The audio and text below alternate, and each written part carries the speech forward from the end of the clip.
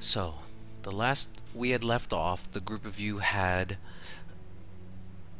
taken some time in Blackstaff Tower to allow Ellis to speak with and attune to the Stone of Galore. Uh, upon further conversation with the stone, you guys had discovered the location of the Vault of Dragons and proceeded that way the following day to investigate it and hopefully use the keys you had acquired to unlock its vault doors and find the secrets laid below. Surprisingly enough, as you guys had entered into the old abandoned tower, you were met by a group of individuals, one in particular named Isvel, who was in the process of talking with various guild members about restoring the tower, as she had been the new deed owner of this land. Um, After a brief aside and some conversation, she too had discovered in her own right that this mysterious vault had laid underneath this tower somewhere. But she did confess that she did not know how to open the doors. So an agreement was struck between the group of you, and she said that she wanted to tag along as part of this excursion into the vault below. You spent some time searching through these ruined temple surroundings, discovering various bits of ancient history and even possibly some traps that may have been left behind for those who wandered through the halls. As you saw the interior stonework of the place itself seemed to be crumbling as dust had collected over the years. It took you guys a bit of time to traverse the bridges that were up above. However, you managed to pool your resources and navigate two of them, upon which the central bridge, you discovered a small room with a bit of writing that enabled you to enter into a hidden chamber that led below. Pressing further down into the vault's dark interior, you guys were surprisingly met with a bit of sunlight that was emanating throughout the space, a bit of an oddity in contrast to the rest of the dark interior. As you slowly pressed your way further into the chamber, you discovered that it did in fact seem like sunlight was shining down from above through some use of possibly older magics. You also discovered two large piles of seemingly glittering and extremely beautiful looking bits of treasure. And as you stood there talking amongst yourselves, an older dwarven individual stepped out from one of the nearby columns and looked at the group of you and said, "Well, I wasn't expecting anyone. As you can see, the place is a mess. Perhaps you should come back later after I've tidied up a bit."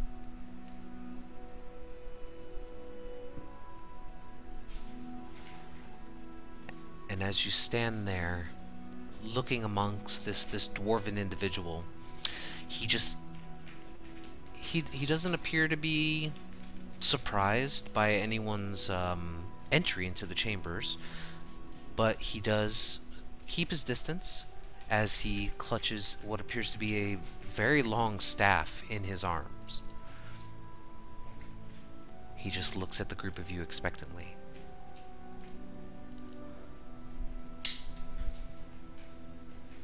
Oh, don't feel bad. We're not picky.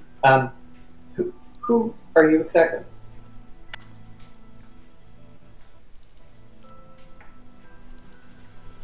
You see as he kind of looks over in your direction, Eva, and he gives a slight nod at you, and he says, "My name is Barrock Klanghammer. Um, I reside here within this vault. I have not seen any of your faces before. I was not expecting visitors. What brings you all to these chambers?"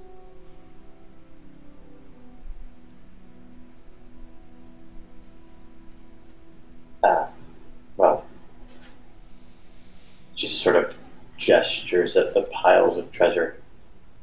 We were asked to make sure that everything was still alright down here. Is that so? Make a persuasion check.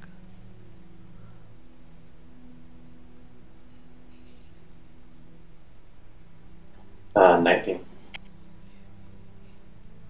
Oh, sorry, 20. He gives you a hard look and he says, well, if there was anyone that should have been checking upon this treasure, I would have been notified of it first, as per my agreement.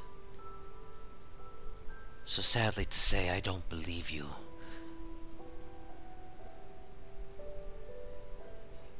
Right. Agreement with who?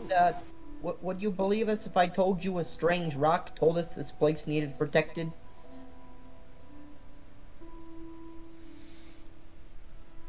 No, not really. But my agreement with Lord Neverember was to protect this place. And seeing as how none of you have been sent by him, I deem it curious to find out why you are here. I literally just... I just told you. There was a rock. And it was created by the dude. And it didn't even say there was anyone down here. It just said it needed protected. And I asked the rock, I'm like, do you want us to protect it? Or is it like, is it good where it is? And the rock was really, like, vague. So we just decided to come check it out. Make a deception check at disadvantage.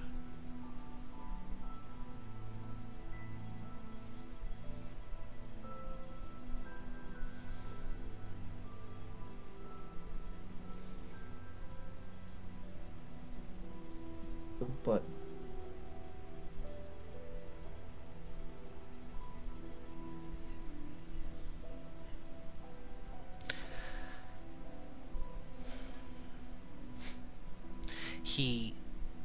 he gives a smile across his lips as he shifts his weight from one side to the next. And you see as he raises a staff and points it in your direction, Alice, and he says, the Stone of Galore does not need anyone else to help in protecting this vault, as that is not its purpose. I am protector of this treasure. Well, to be fair, we couldn't have known that without coming down here to meet you. Well, as this treasure does not belong to you, I see no reason for you to venture into these chambers at all.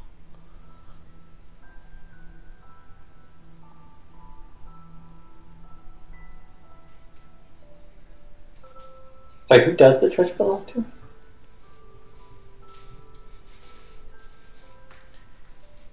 It belongs to Dagult Neverember, as he is the one who stashed it here. My agreement with him is to keep it safe until he or his vassals arrive.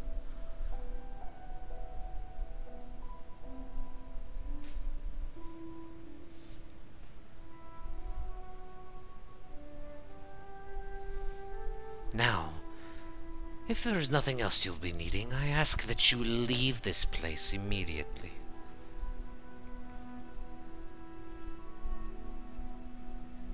Just gonna look at the rest and say, dude, remind me, do we know this Neverember guy? We know his son. I mean, isn't he dead? No, he's in the. He fled to the other city. I think. Isn't that what the NPCs with us is for? Or here for? Because he fled or something like that? No, I know it's been a little bit of time off, but Raynar Neverember never left the city. Not Raynar. The dad, Daggle. Daggle was he was ousted as the Open Lord and he didn't flee the city. He was basically kicked out as its previous leader. Do we know why he was kicked out? You know that according to information that his son had relayed to you guys, it was because he had spent too much of his time focusing on the rebuilding of Neverwinter, and in taking most of his time and resources to try to aid another city, the city of Waterdeep and its citizens had felt that Dagult no longer thought he had the best interests of Waterdeep at heart. And so there was a bit of political discourse, and eventually he was ousted.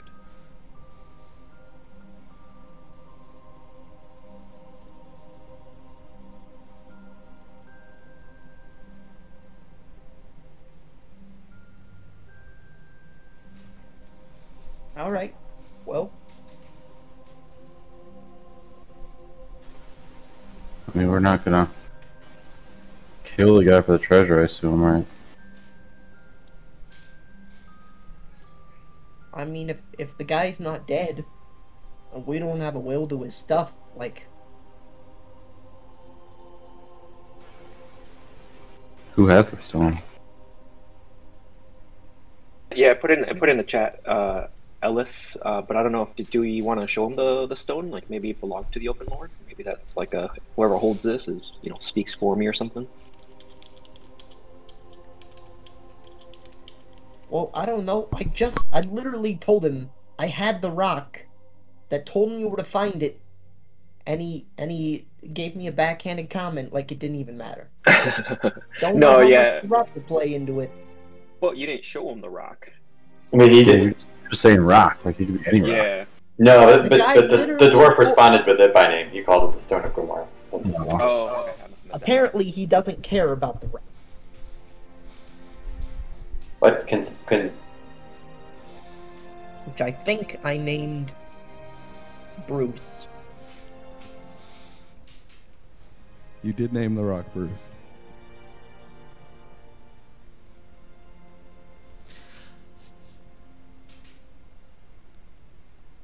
So as the group of you are standing there conversing amongst yourselves, you can see that this dwarven individual who I would say Eva and probably Talum, you would notice that Barak, although he seems to be extremely patient, he's not doing anything hostile towards you. He's just giving each of you a very appraising stare, and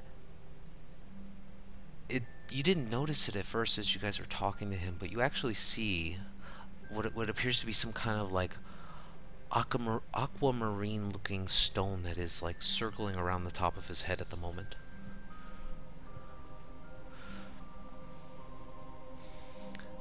But he looks over to the group of you and he says, "As I have said, I have made an agreement with the Open Lord to protect this treasure until he or one of his appointed vassals return." Do I believe him? Make an He's insight check. bullshitting? Great. He could just be a dragon trying to lie to keep this treasure to himself. That's all I'm saying. I don't know why it was that it's 16. Yeah, I gotcha. Because you had a Not disadvantage at on the last one. disadvantage.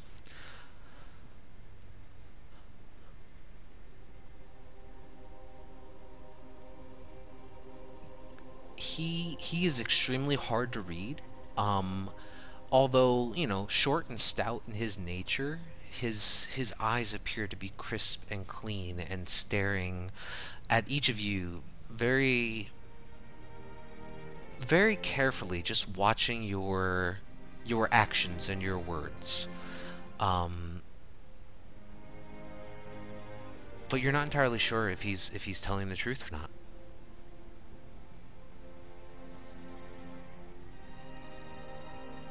So the trouble, and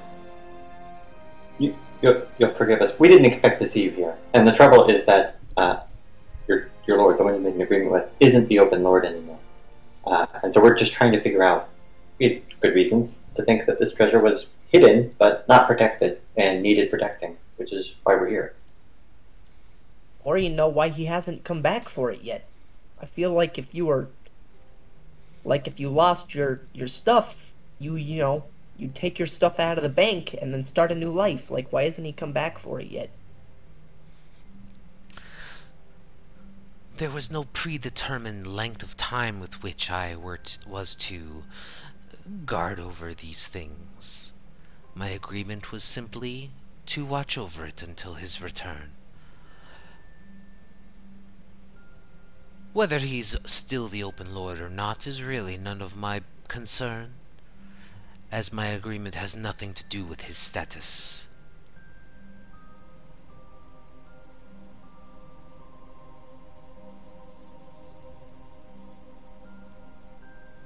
Savale, what do you think of this? Yeah, I was actually going to ask right now too. Like, has she been doing anything fishy, acting weird, or anything like that that I can roll on? I guess You can make trying an to insight pocket some check. coins behind our back. You can make an insight check. She is currently standing behind the group of you, doing her best to, you know, not keep a line of sight with this individual. She hasn't really moved from her spot, but you can see while she's holding a torch in one hand, she's not directly looking at this dwarven individual. She does have her eyes glancing over in the direction of the treasure, but she hasn't done anything yet. And she kind of looks over at you as your eyes meet hers, and she says, kind of in a low voice, like, "This was not part of the arrangement."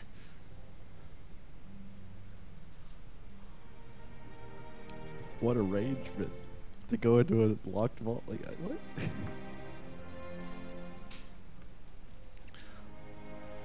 Do you say that to her, or are you just saying that out loud? You expected this to be unguarded?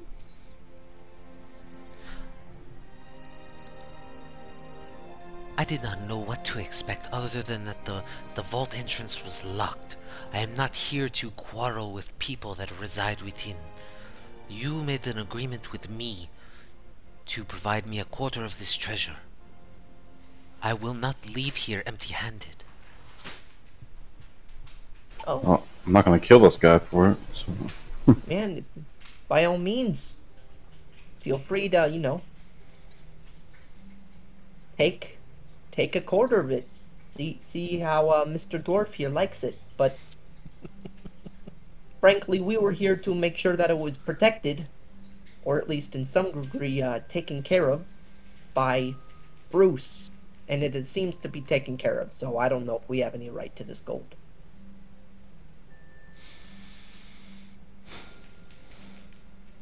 Mr. Dwarf, who owns this land? Like, you've been here for quite a while. I'm assuming you haven't emerged from here. Who owns all this land here?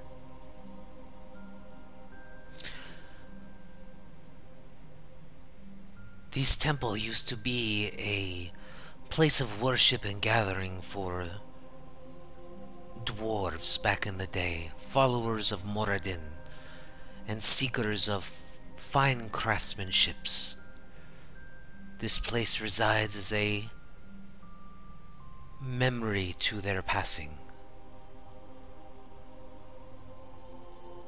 If you were to ask a dwarf, anything constructed by them is and always shall be theirs.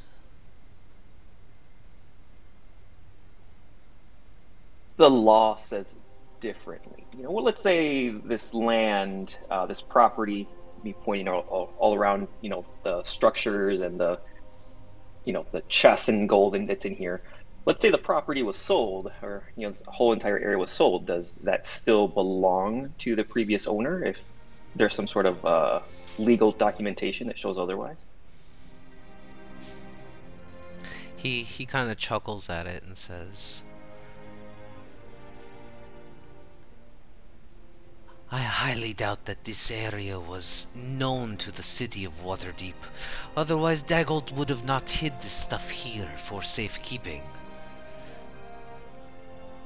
But if you are attempting to forcefully remove things that do not belong to you, I promise you I will protect this with my life.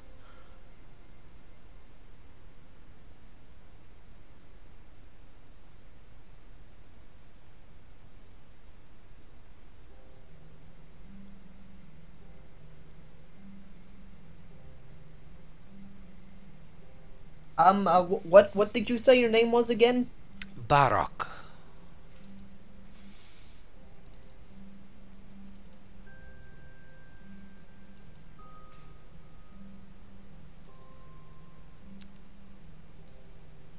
Hello? Can you not hear me? Oh, I'm. You must have cut out when you Oh, said it. sorry. Yeah, I didn't hear it either. Barak Klanghammer is my name. And I don't think any of you have done me the courtesy of telling me yours.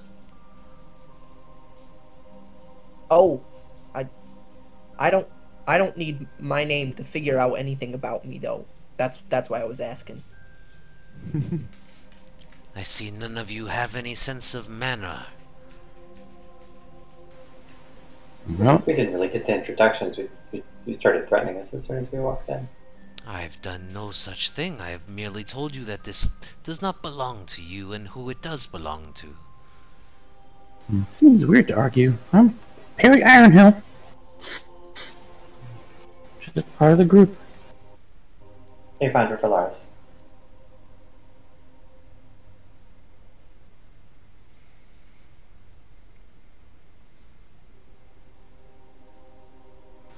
Well, should we... Is this even in danger then, if this guy's here? No, I'm good to go if you guys are.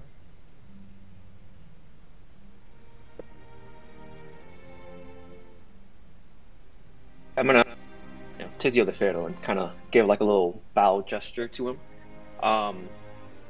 If we were to bring you someone in the, I guess the bloodline of, I forgot the guy's name, how would you know? Like, is there proof? Did you need like a birth certificate or something?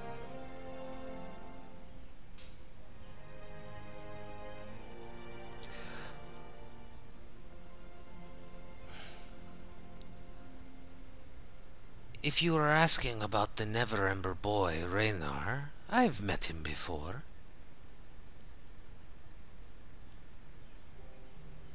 So he's familiar with you?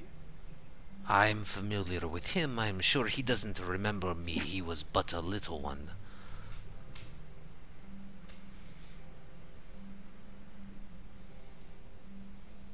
Any sort of relation to him? Butler, friend? Are you asking if this dwarf is a butler or a friend from before? Yeah, like if something, like if I was to say, "Hey, Reynard, do you remember when you were a kid? There was this one individual, like maybe that may spark something in him, or was he saying like, oh, like no, I saw him when he was a baby and that was it." You get the general sense that what he's trying to say is that he knows Daggle had a son, and he knows the son by name, and he's like seen him before. Um, you don't know if they've had any interaction, and you can Okay, see that this dwarf's not open into delving into history with you. okay.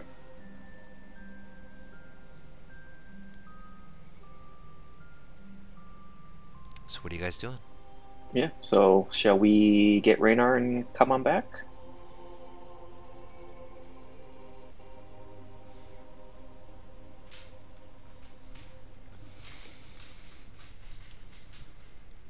Not unless we can convince this guy otherwise. I think Ellis would disagree with you on that, but yeah, we should probably go get Raynar.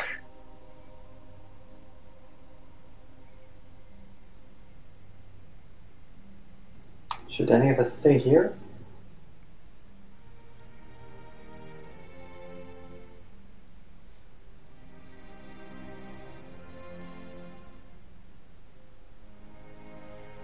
I don't want to stay here with Mr. Gold Protector Dwarf. I'm good.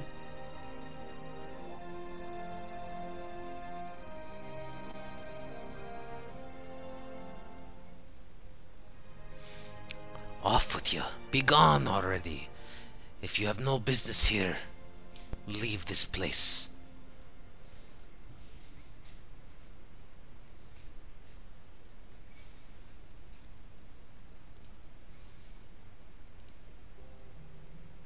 All right. But now he's opening up again.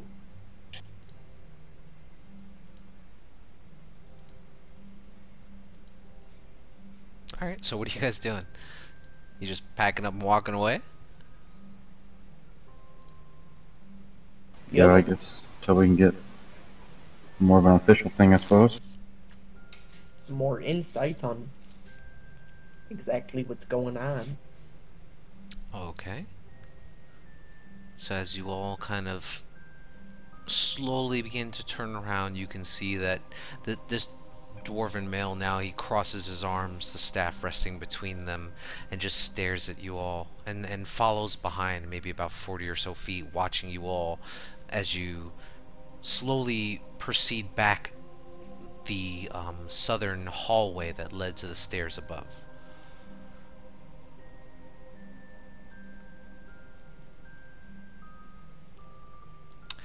Eva, you and Ellis were there when the Open Lord said all that stuff, so... Yeah, I forgotten, and by the time Donald typed it in the chat, it was like she had talked too much for it to be plausible for her to bring it up. Ellis definitely does not take notes. Okay. So, as you one by one kind of sheepishly work your way back up the winding spiral staircase that leads to the trapdoor above, you can see that Eastvale looks extremely perturbed at the moment, but she's remaining quiet.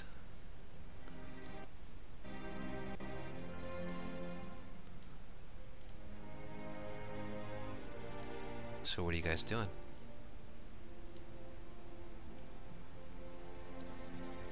Stop on the first landing and discuss. Yeah, you guys are I now don't know back if you into guys the want chamber. to if you guys want, we can take a break and I can ask Mr. Brucey about the dwarf. Wouldn't be a bad idea to make sure he's truthful about what he's saying. It's the cast though, but Well, he's been locked up in here for quite a while. Seems like at least he's telling some sort of, most of it is probably true.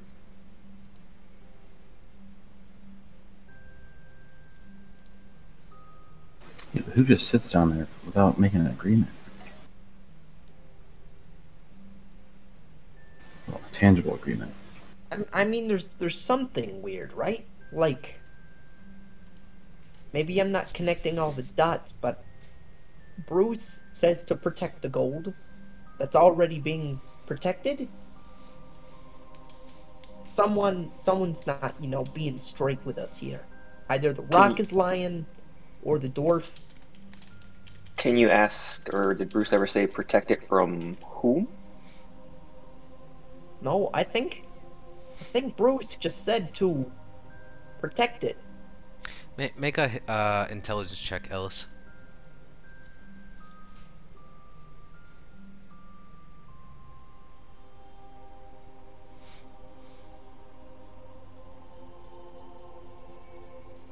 Where is it? Intelligence check. Boom.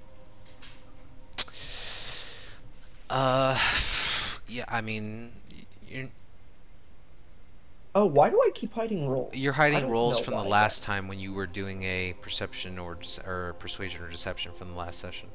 How do I not hide rolls anymore? Top of your character sheet, there's a toggle between GM That's right. roll.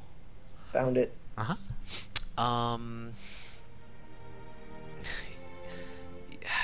You're not entirely sure. You don't recall all the bits of conversation. A lot of information kind of flew through your mind very quickly.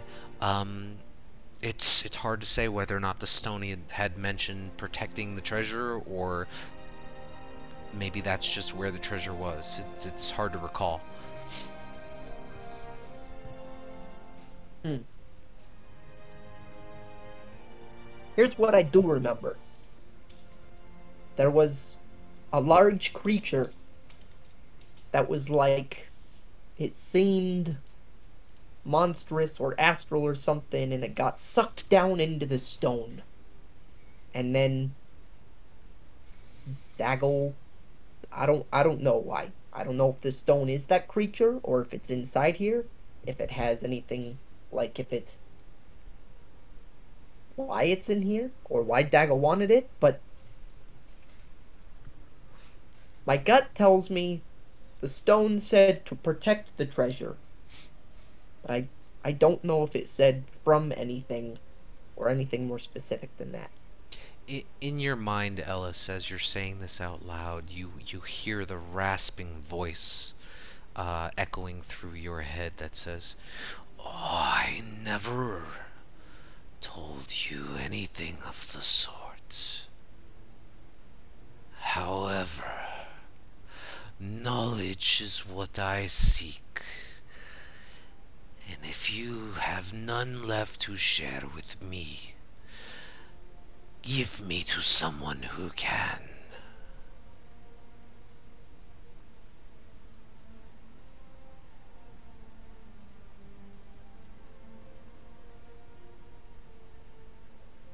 Anyways, okay, maybe he didn't say that. So he just told us where it was, but I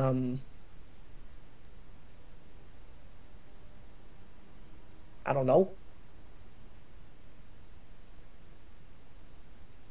Do with the information about that.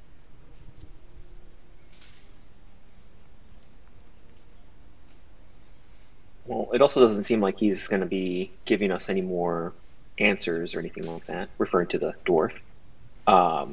So it's either we, I guess, fight him, try to get more answers out of him, which, again, I don't think he's going to budge, or we can go get Raynar. Unless somebody else has any other ideas.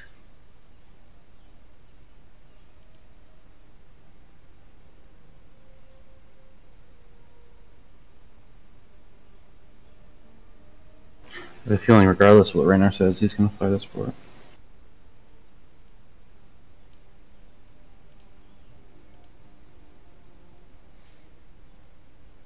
So the only question is if he's guarding a treasure that we don't think should stay down here, is it worth fighting him for? I mean, the Open Lord told us they needed the gold.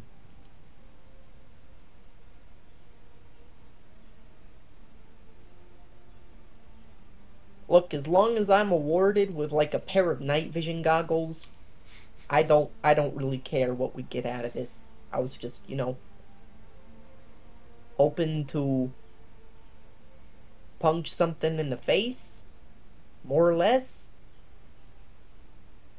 The politics are, not my greatest suit, so you guys can take it from here, I guess.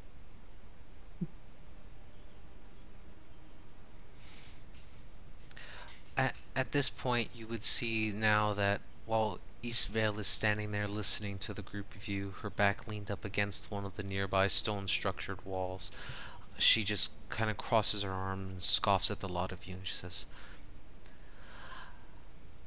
"I honestly don't understand how any of you could have gotten this far. If it's a simple matter of finding someone that this dwarf remembers, why not we just go get them already?" So be it.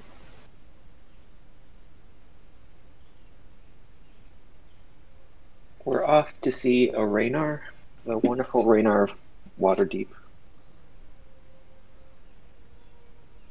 And you watch as she kind of like turns and starts walking away from the group of you towards what you imagine would be the stairwell.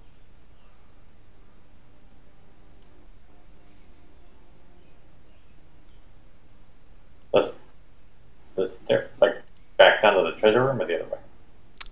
Not out the across the stone bridge with which you guys had originally came down. Okay, good.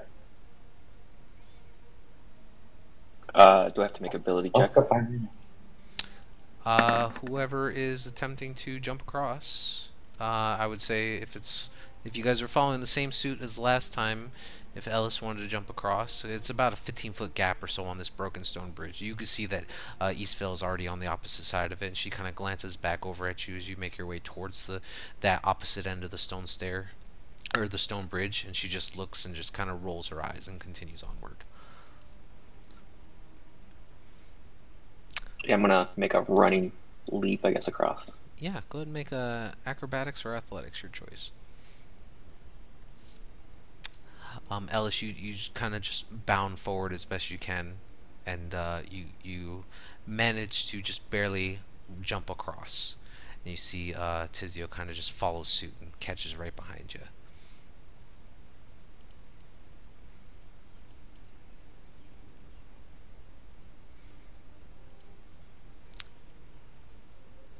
But if you guys take a few moments, you're able to work together and make your way across that bridge. And then now you guys are currently on the opposite side of that hallway where there are 3 long archways leading down various paths. What do you guys want to do?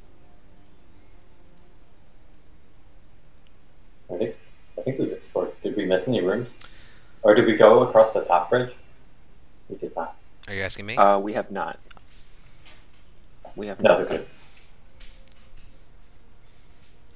Do you guys want to check that out before we exit?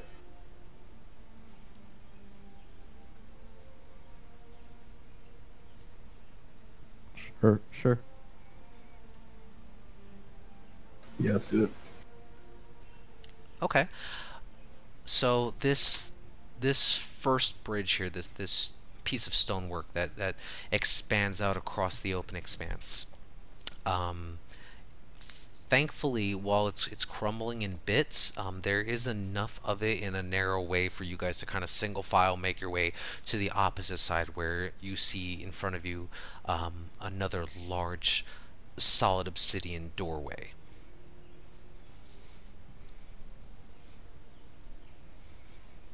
Maybe we'll offer Ellis the crowbar. Wait, didn't we already open this one? Not the top one. Moving the bottom one in the middle.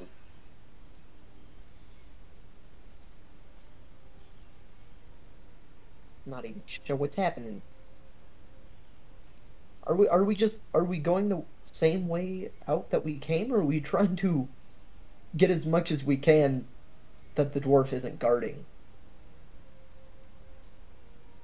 Eva just Eva- wanted to check up this area up here. Oh, Yeah, I Before- suggest before we we head check out back. that room to see if there's anything in there before we go. alright. Well, I guess I'll pry open the door, I guess. Okay, go ahead and Really make love a prying open doors. athletics check with advantage.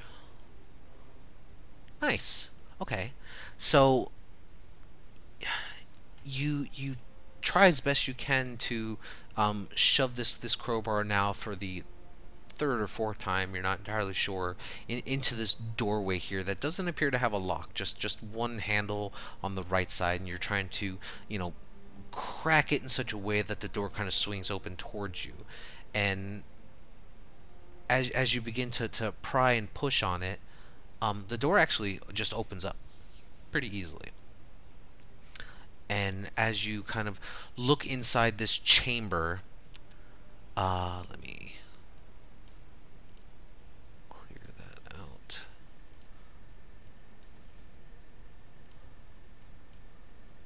As you enter into this chamber here,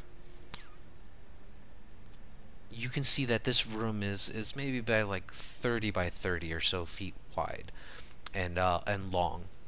You can see that there appears to be this 10 or 12-foot statue that's completely painted from head to toe, what appears to look like some kind of armored male dwarf wearing a mask, and they're standing at the back of this pretty tall room.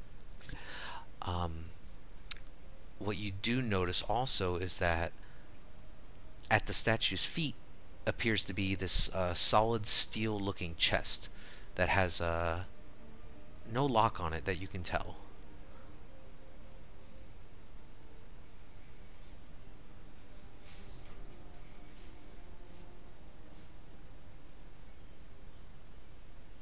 Can I hit it with my mage hand? Try to open it up from far Yeah. away. Okay.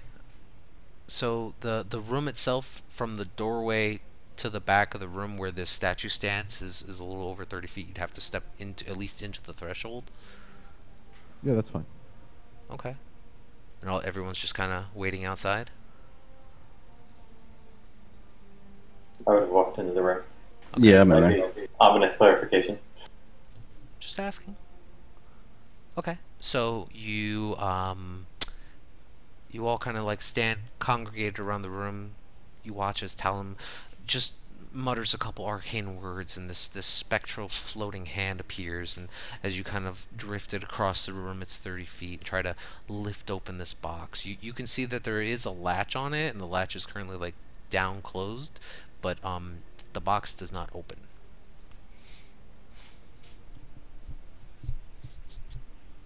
Even undoing the latch. Yeah, Sure. when you flip up the Okay, latch, and yeah, you try yeah. to, it's like, it almost feels like it's sealed somehow. I'll see something. A room? I don't know if I'm in the room or if there's any light. The room is The other rooms could do something. I'll move you over there. The room is completely dark. Hold on, Ellis. I'll move you. The room is Well, completely dark. I'm always. The other rooms we had to do something. Sorry, go ahead. Oh, Well, I have my light spells. Yeah. So there's someone. I was gonna say in the other room we had to do something dwarfy. So is someone missing here? She's gonna start looking around the walls. Yeah, make a perception or investigation I'll of go your ahead choice and help. with advantage. I was gonna say, can I check out the? You said there's a dwarf armor. You see there's like this 10 or 12 foot tall statue at the back of the room, and it is just currently standing there, like its legs spread apart, standing on top, like almost over this steel chest at the back of the room. Like it Yeah, appears to I'll be like check some it kind out of. as well. Sure, go ahead and make an investigation check. Okay. I mean, just taking a quick glance around the room, it appears to be pretty plain. You're not seeing any kind of writing or inscriptions or anything like that.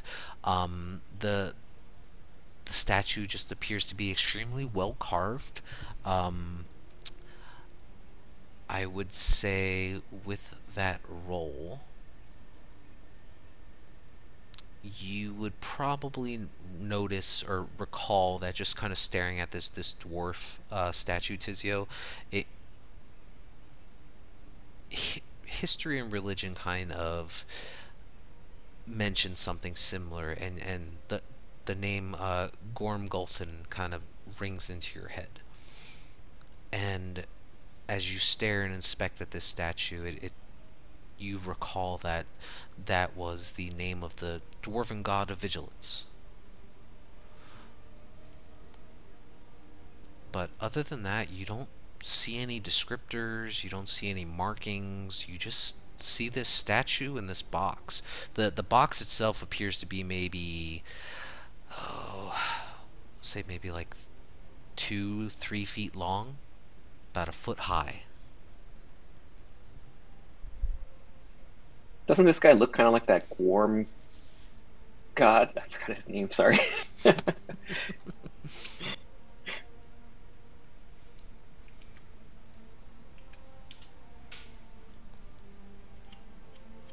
mm. I don't think your magic hand is strong enough to open the box. Guess not. I was gonna look up at the statue. Hi, Gorm. Tough being a dwarf, isn't it? Open the box. There's no response from the statue or any surrounding objects within the room. Unfortunately, the name just kind of echoes through the chamber as you say it. Does anyone know Dwarfish or Perry? Is there something you're supposed to give this guy like you gave the painting to him? He doesn't follow Gorm the same way he follows Martin. Say that again. He doesn't follow Gorm, really. Though I think they're not far off from each other. Right. They would be along that same dwarven pantheon. Yeah. So you would immediately know that while Moradin, being the creator of dwarves and just the fires of crafting, and Gorm was specifically looked to for a semblance of constitution or just remaining vigilant when in doubt.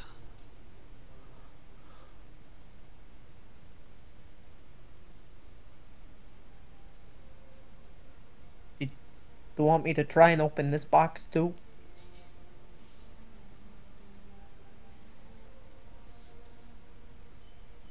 Might as well. I doubt there's any harm in here. Okay. Yeah, I mean, it's just a statue in a box. I'll take the crowbar and try and pry open the chest. Sure. Go ahead and roll an athletics check with advantage, and then roll me a d100.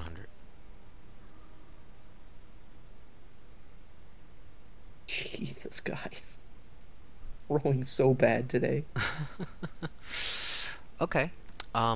You kind of try to look and find a seam within this box right between where the latch is and the actual hinges on the sides, and you just barely manage to kind of like force the crowbar in, and as you kind of push down with all your weight, you actually kind of warp the crowbar a little bit. Probably need to get it fixed at some point. Not completely broken, but it is getting pretty worn out. You've been prying open a bunch of adamantine doors with it. But you do hear this loud crack as the one of the hinges on the back of the steel box seems to have popped off, and now the box has kind of more of a free flow to it. As the box falls open, what you see inside appears to be this very beautiful looking mace.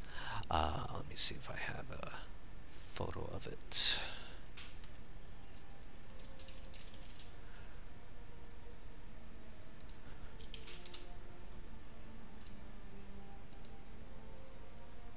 I do not, but it appears to be a very intricately crafted mace of some kind. It's about maybe 2.5 feet long. It has these large spikes that protrude out of the sides of it. It is extremely well crafted, and there you can see that on the leather wrapped hilt there appears to be some writing or something on it. As because you know Dwarvish, you see the words Clan Melican etched in towards the bottom of the leather wrapping.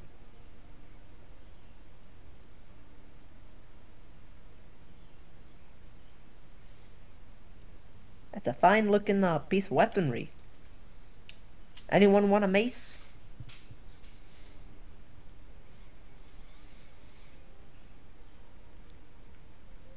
I'll take the mace. Alright. I'll Can I inspect it? Yeah, so you reach down and you go to grab onto this mace. As soon as you grab onto it, you hear this, you feel it first, this rumbling of stone, and the floor itself begins to slowly shake, and as you kind of are knelt down there in front of the statue, you see that it begins to start shifting and moving and ripping up from the ground. Oh, there Uh-oh. it is. We all saw it coming. Can I put down the mace? You got it in your hands. Doing it. So I need everyone to kind of position themselves in the room a bit. Let me readjust, because this would have been like back here. That is there. What are these old tokens? I know, I almost forgot to update them. Actually, here, you know what, guys? Let me delete all these tokens, and then you guys just drag and drop your current ones, because that will work. I've already updated that stuff. DM, I did mention in chat, 'cause I didn't want to cut anyone off. Tizio was staying on guard. Yes, I saw that. So you would would I- have been back here somewhere if you were trying to stay on guard. You Okay, should like, have a token parry. Go ahead. any sort of advantage on the initiative or check? anything like that? No. Okay. But you were aware of something if it were to try to hurt you. Let's see, Perry, your token should have dropped over, but if not, I will fix it. I say if there's a different Yeah. way to get a token, I don't know how. Should have just been pulling it from your character sheet. Like that. Just drag your character sheet over to it. Oh, is that what you're supposed to do? So Oh, interesting. let me pull this up as I get everything all set up for you guys. Alright, so if I can have everybody roll initiative for me. And Perry, you would probably have been pretty darn close to the guy. Darn it. 1, 2, 3, 4, 5. I think I am missing. Who am I missing? You're missing me for some odd reason. It's not letting me drag my. Oh, maybe now. Yeah, there it goes. Oh, okay. Cool.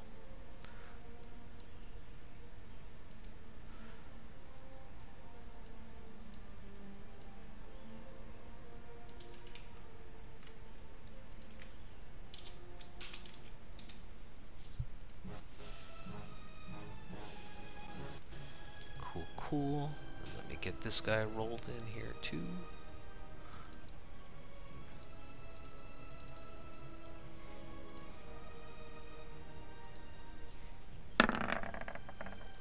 Nice.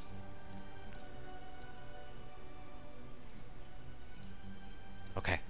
So, Perry, as you are closest to this object, as it begins to start slowly shifting and moving, you watch as the head kind of tilts down into your direction while your hands are on this mace. What are you doing?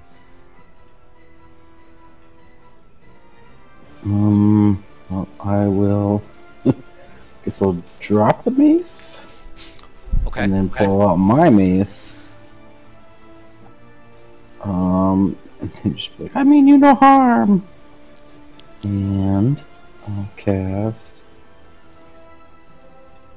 Shield of Faith. Shield of Faith. Okay. No, she is not Tizio. Okay, so that's any attack on you requires a Wisdom save first, right?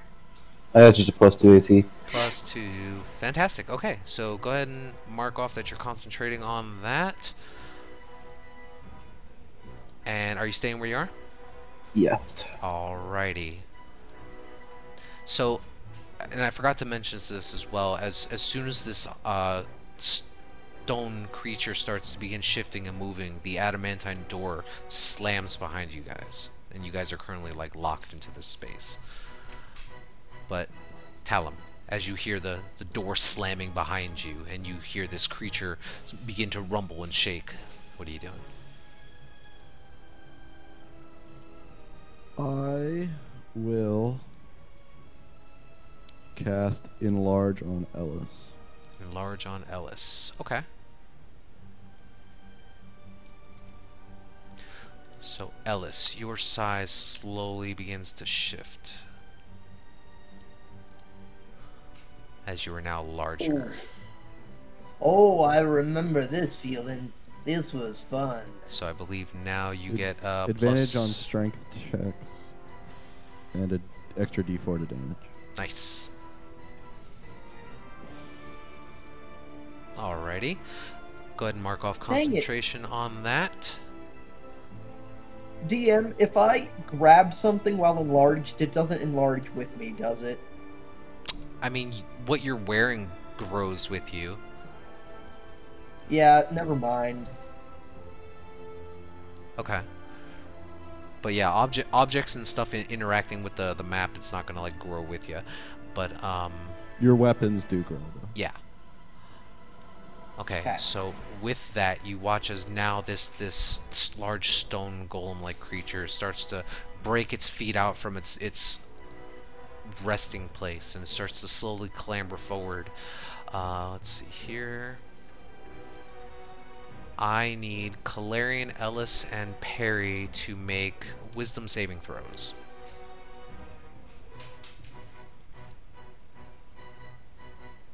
Jesus. I Alright. can't roll above a 10 today. This is nuts. Okay, so Calarian and Ellis, you are both considered slowed. Perry, you do not have any effect hit you, as this burst of arcane energy just kind of bursts around from its radius, and it's gonna go ahead and try to take a swing at you, Ellis. It's going to make 2 slam Pick up attacks the on you. mace.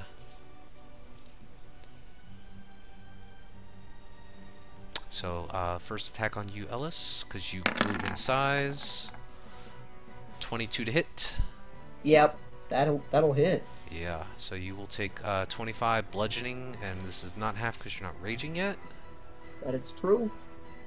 And let's go ahead and do the second attack on you for 27, and you'll take an additional 12 points of bludgeoning damage. As you watch now, as you're starting to grow almost to its size, it immediately just starts punching you with its stone fists, just colliding into you as you start to grow into its space. Ellis. I will take the disengage action and run away. Okay.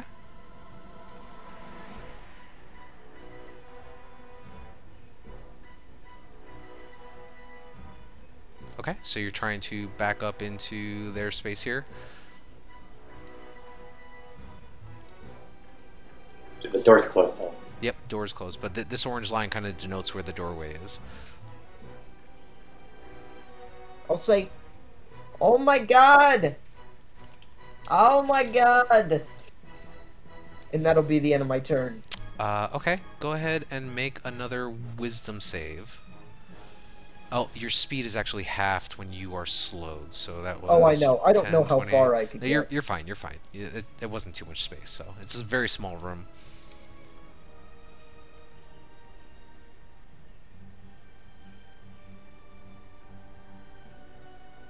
Yep. So, do you get no advantage, or do you get advantage? I get advantage on all wisdom saving throws. Okay, cool. Yeah, so as you kind of rush over your enlarged form, just kind of stepping between your allies as best you can, you kind of shrug off that slowing sensation that you felt on your body, so you're no longer slowed. Oh my god! I was bigger and I was lethargic. That was probably the lowest I would have ever spoken. That's. Also, I'm in pain. Oh, yes. Tizio.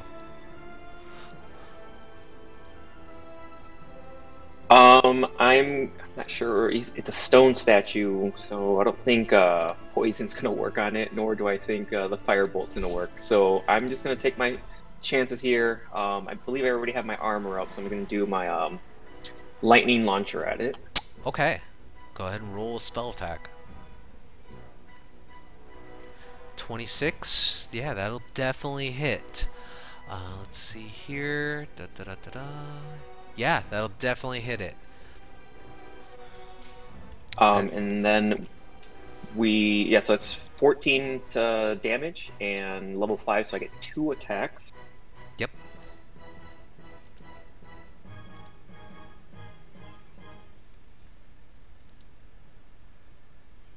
Uh, 19 does hit. In a quick question, the doors that slammed behind us, they were right behind Talum and I? They are currently that orange line there. I can make it darker. Oh, okay. I didn't notice that. You're There you fine. go. Okay. Let me make it black like that. There you go.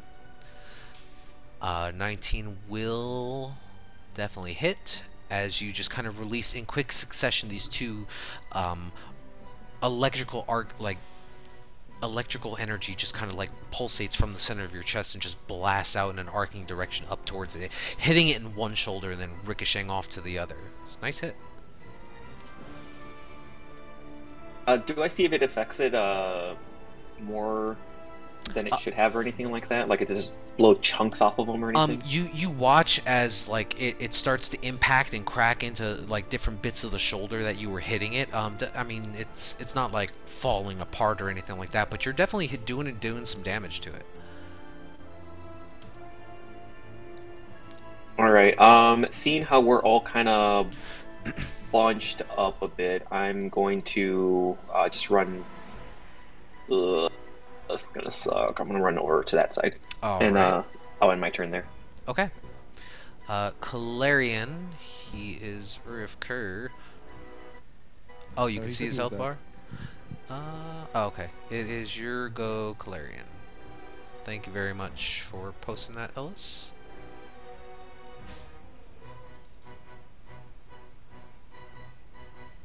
I had set Over this up here a and- while ago. Okay. Attack it. Alright, go ahead and swing. And I'll do it two-headed. Yeah, definitely. 25 definitely hits. 12 points of slashing. And your weapon was enchanted by Tizio, was it not? Yeah, it's technically a +1. Nice. So magical in nature. So you reach over, you rush over as best you can. You feel your body's just kind of almost as lethargic as Ellis's was, as you rushed over and kind of just slashed at its calf area, dealing a good chunk of damage to it.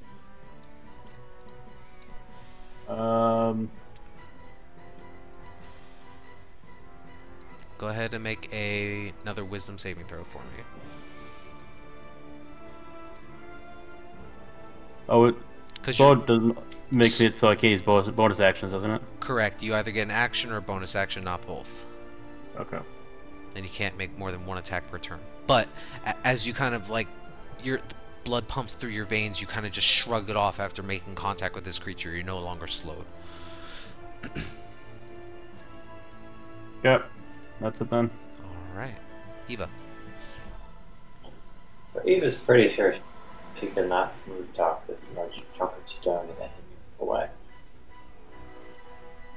So I think what I'm gonna do. Yeah, I'm gonna shout, "Knock the door back open, Giant Ellis!" and toss him an inspiration. Okay, go ahead and take a D8 inspiration Ooh. die. Actually, I think he still has one from last session. Well, I mean, it only lasts for like 10 minutes, That right? was the last. Yeah. Yeah, you guys Yeah, were. that's not conversation. Yeah. Okay, yeah, take one. And then she's going to. Yeah, she's going to turn invisible. Okay. So you are casting invisibility on yourself? Yeah. Alright, so you are currently ninja'd. Nice. And she's going to move a little bit too.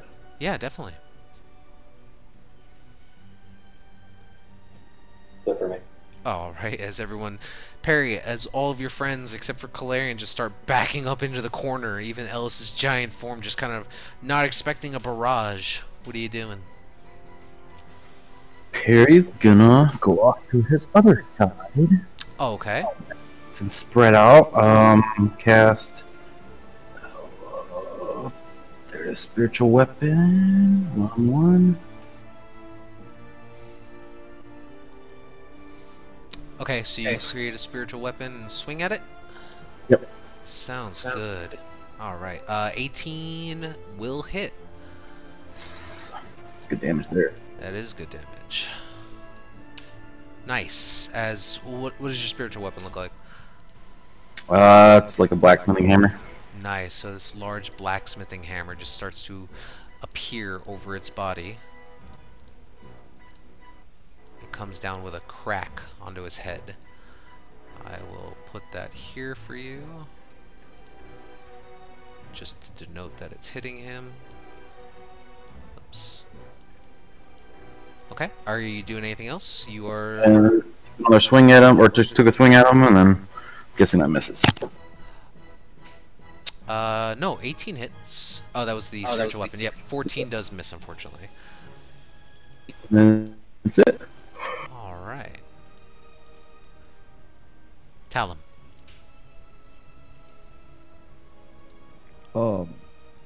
I will go ahead and cast Mind Sliver on the big scary man. All right, that's a wisdom save. Intelligence. Intelligence. Okay.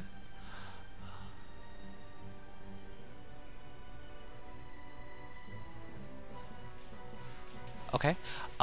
You reach out with your mind, trying to lash at it psychically. It has no effect.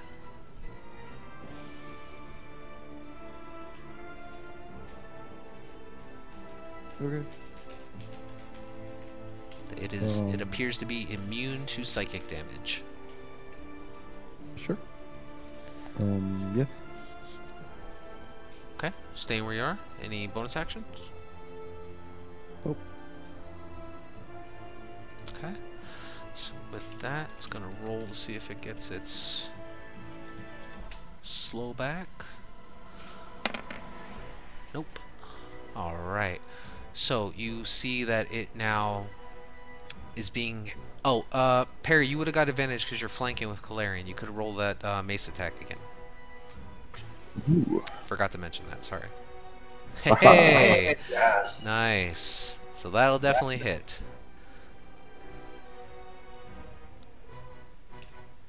Awesome stuff. Okay, so you watch as it's being harrowed by the two of you on its side, and it sees the group of you just kind of off in the distance. It's just gonna go ahead and make one swing against the two of you. It's just gonna kind of like swing a fist to the right and left in this like large, Hulk smash kind of open stance. First one will go against you, Perry. This will be a single slam attack. Misses. And you take 19 points of bludgeoning damage, and then the other one's going to you, Calarian. 24 to hit for. Oh, actually, he has to roll because you have a. Oh, it's +2 to AC, not a wisdom save, right? Correct. Okay, cool. And then Calarian, you will take 19 points of bludgeoning damage as well, as it just kind of slams the bolt of you, just boom, boom, right into the sides. Half of 19 is 8, so you should be good. Oh, I'm good. Oh, it's half. That's right. It's half of your damage, or DC 10 or higher. So you should be fine. And it's just gonna kind of lumber a little bit forward towards the center of the group. Ellis. Oh my god. Holy crap. Well, I'm hurt, but you know what? I think it's time to try and finish it off instead of to stand here. Otherwise, I think we're all gonna die because I can't get this adamantine door down in 2 kicks. So, I'm going to rage. Okay.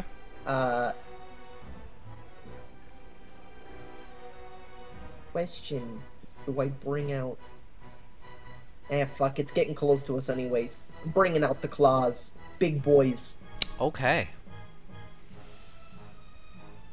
Just gonna be like, fuck it, heal me if I die, please. And I'm going to reckless attack it. Okay. Now, at level 5, are your weapons magical or is that 6? That's 6. Oof. Okay. Yep, I know. 12 does miss. Oh, you can add rage damage to the 2 I hit with. I forgot to. Okay, so you get 3 attacks now, yeah? Yep, those are my Okay. 3. Perfect. Okay, yeah, so your second and third swipes with your pincered fists both collide into the side of this creature. Oh, add another 6. So 27 half, so we're looking at 14. Okay. And then, is that 6 with the rage damage, or is that with, what's the extra 6 for? The 6 is my enlarged damage. That's right. Okay, perfect. There's an So- extra 4 for rage damage. Yes, and I got that marked off. Yep. Okay, yeah, so you just kind of charge into it screaming, "Heal me!" Punching the hell out of it. Yep. The end of my turn. Okay. Tizio. You see Ellis, like, although he's, like, bearing down on this large stone statue, you can see that just there's blood gashing, like, gaping and pouring down the side of his, like, rib cage right now from the first impacts. I'm going to move up. Sorry. Mhm. I'm going to move up here, and I was messing around with my my gauntlet and then Ellis is gonna say that, but like something goes wrong with my gauntlet, and I'm going to do grease on the area where the stone giant is at. Okay, so let's see here. Difficult terrain. Each creature standing in it must make a dex save or fall prone.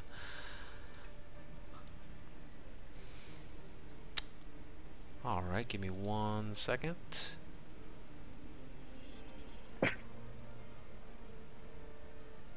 Just want to make sure it's not immune to prone. It is not. Okay, so dex saving throw, yeah? Very cool. Does get advantage, Yeah, Dex. but it's -1, so we'll see what happens. Roll 2 10s. So you watch as you just like an octopus, like ejecting ink, you just spray out this large 10-foot space of just slick grease that just permeates on the foot of it, and as the golem tries to turn its body slightly to look at you, it actually ends up slipping and sliding, and it is currently prone. And I'm just gonna be like, get him while he's down, and end my turn. Nice. Calarian. This large stone giant just kind of crashes onto the ground, shaking the ground beneath you momentarily as it falls. Stunned or anything? Say again? Am I stunned or anything? No, you are perfectly normal, and the creature is prone, so it would have advantage on attacks. Yep. Yeah. Does 19 hit? 19 certainly does. And good attack then. 26 also hits. Very nice. And just for shits, let's do a divine. Yeah, go for it.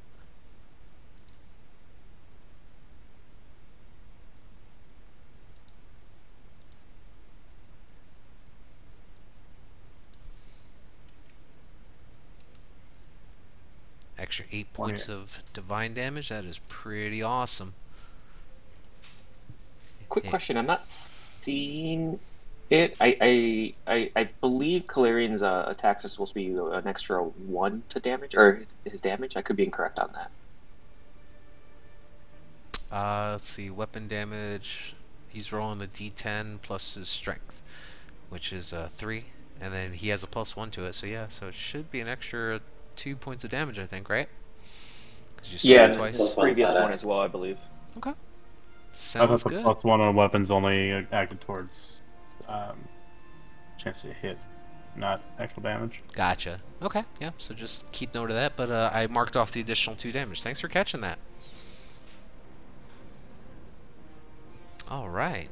So as this creature falls onto the ground now, and you immediately take that opportunity to start slashing and carving into the stonework, you impact it and do quite a bit of damage to it. Staying where you are? Yeah, just to make sure I'm understanding, my weapon is doing an actual extra 1 point of damage. Yes, because it's a +1 weapon that gets +1 to Okay. damage and attacks. Okay, and I'm gonna update my. Yeah. Perfect. Yeah, because I think you have it set on your one-handed, but I think this is maybe the first time you do it two-handed, so it's not on there. I could be incorrect. It wasn't on either. Oh, okay. Nice, good catch. So we've been playing for like 6 months like that. I'm getting short on damage. He just needs back pay. Yeah, right? Retroactively, everything is somewhat more dead. Exactly. Everything is more dead than it was before. They get a sting of pain in their side from their afterlife. Um, Eva, you are now invisible to your friends and enemies, and you are currently just kind of sitting in the corner. What are you doing? I'm bravely standing in the corner doing nothing at this point. Okay. So are you holding an action?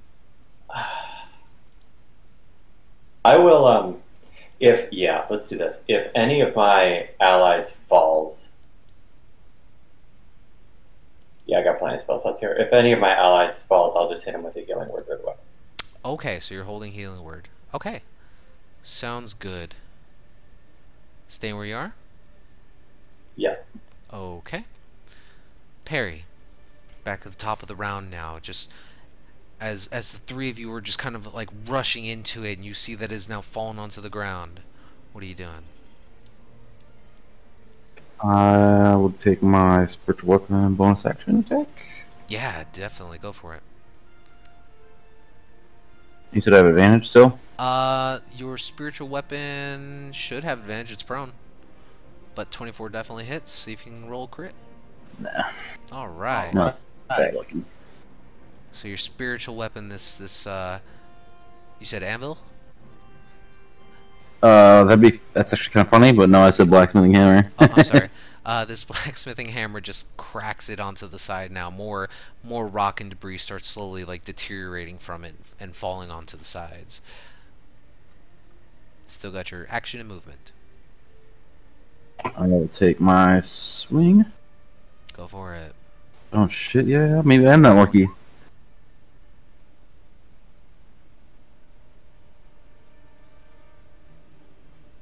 Did you see it? Oh, sorry, I was reading a spell. Nice, nat 20. Awesome. Yeah, those both definitely hit. So that'll be another 11 points of bludgeoning damage. That's pretty sweet. As you guys just start like wailing onto this creature as best you can. You staying where you are? Good there. All right. Talum. I will go ahead and. So wait, if it's prone, I have disadvantage on ranged spell attacks. Correct. Okay. In that case, I will. Yeah, I'll just hold my. I'll just hold a chill touch for it to stand up. Okay, so you're holding your action to cast Chill Touch when it stands. Sounds good. Alright, stay where you are? Yeah. Okay. So on its turn, it is going to start using its movement, half of it, to stand up. So go ahead and roll your attack. 20 definitely hits.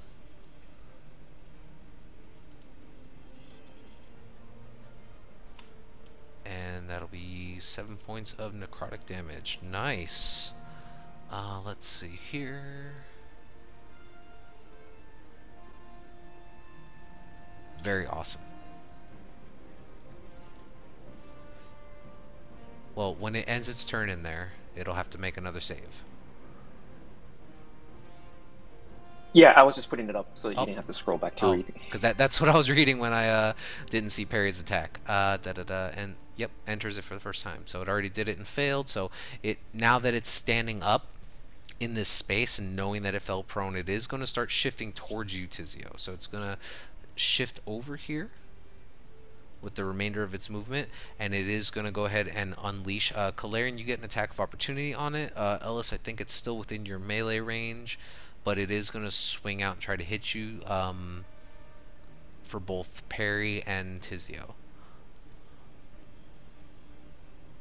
Let me actually roll, see if it gets its ability back, because it might do that instead.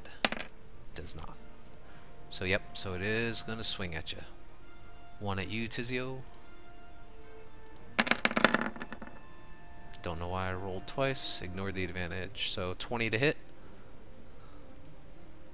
Just barely. Alright, so you take 21 points of bludgeoning damage. And then the second one's just gonna he's just gonna kinda backhand towards you, Perry. I'm sorry, you said 21?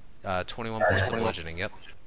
Oh, ugh. Thankfully, you being small enough and it's kind of just swinging wildly behind you, Perry, you kind of like duck under as the arm just swings out and smashes into the wall behind. Thankfully, not getting hit.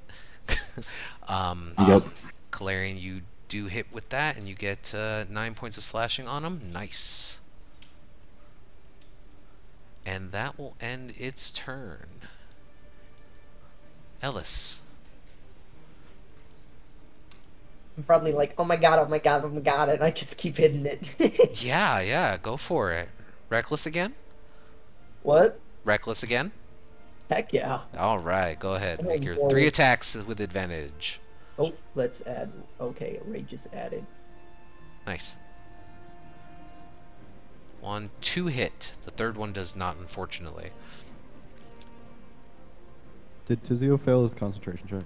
He definitely needs to make one to maintain his grease spell. Do you have Warcaster as a feat?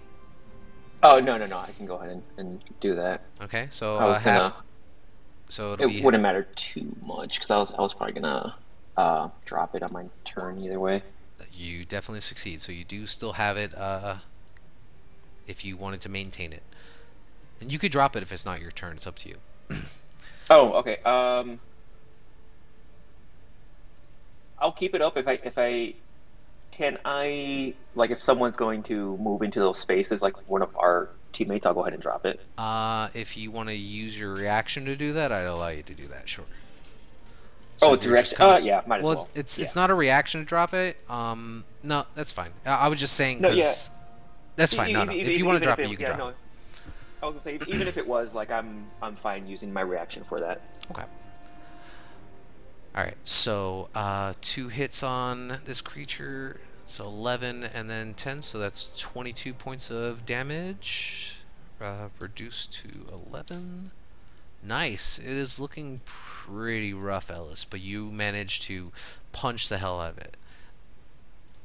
No, you're right, Talon. I was just saying he was, yeah, you could drop it whenever. It's not a reaction to do so. Did you get the 5 from his 2d4? That's the end of my turn. No, I didn't. Thank you very much. Okay. Tizio. You watch it. This stone creature now just like annihilated a chunk of your chest plate as it kind of dented it in a little bit. I'm going to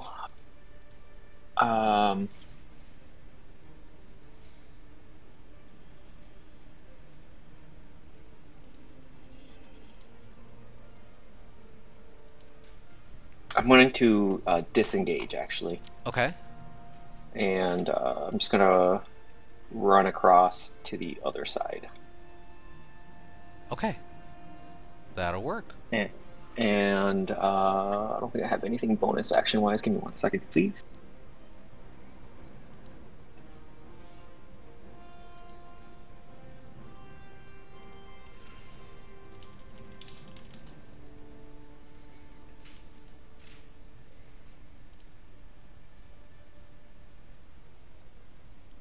Yeah, I will. That'll be the end of my turn. All right, cool. Clarion, it is now your turn. Eva, you are up next.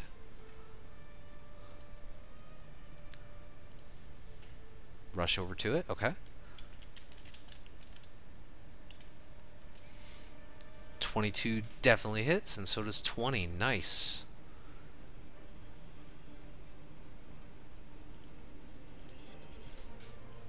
As you slash down on it with your longsword, it is looking pretty beat up. You can see that now with the battering from Ellis and everybody surrounding it, it's just taking a lot of damage. It's starting to crumble a lot. He added that back in, Tizio.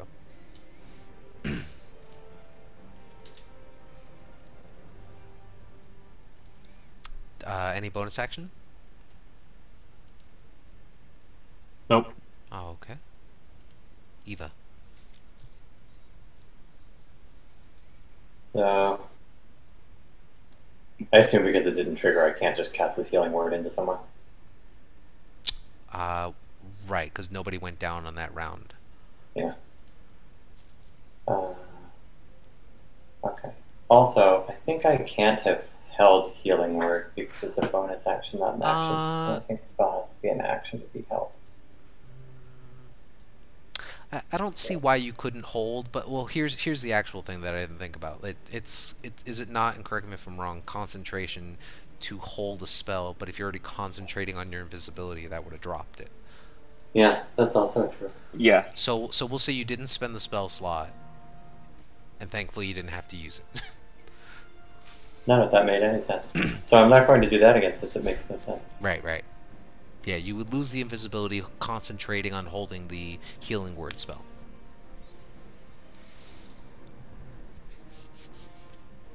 So what are you gonna do? I don't think I have anything useful to do. I think I'm just hanging out invisible. Okay. Not gonna hold an attack if it gets in range. Yeah, I guess I can.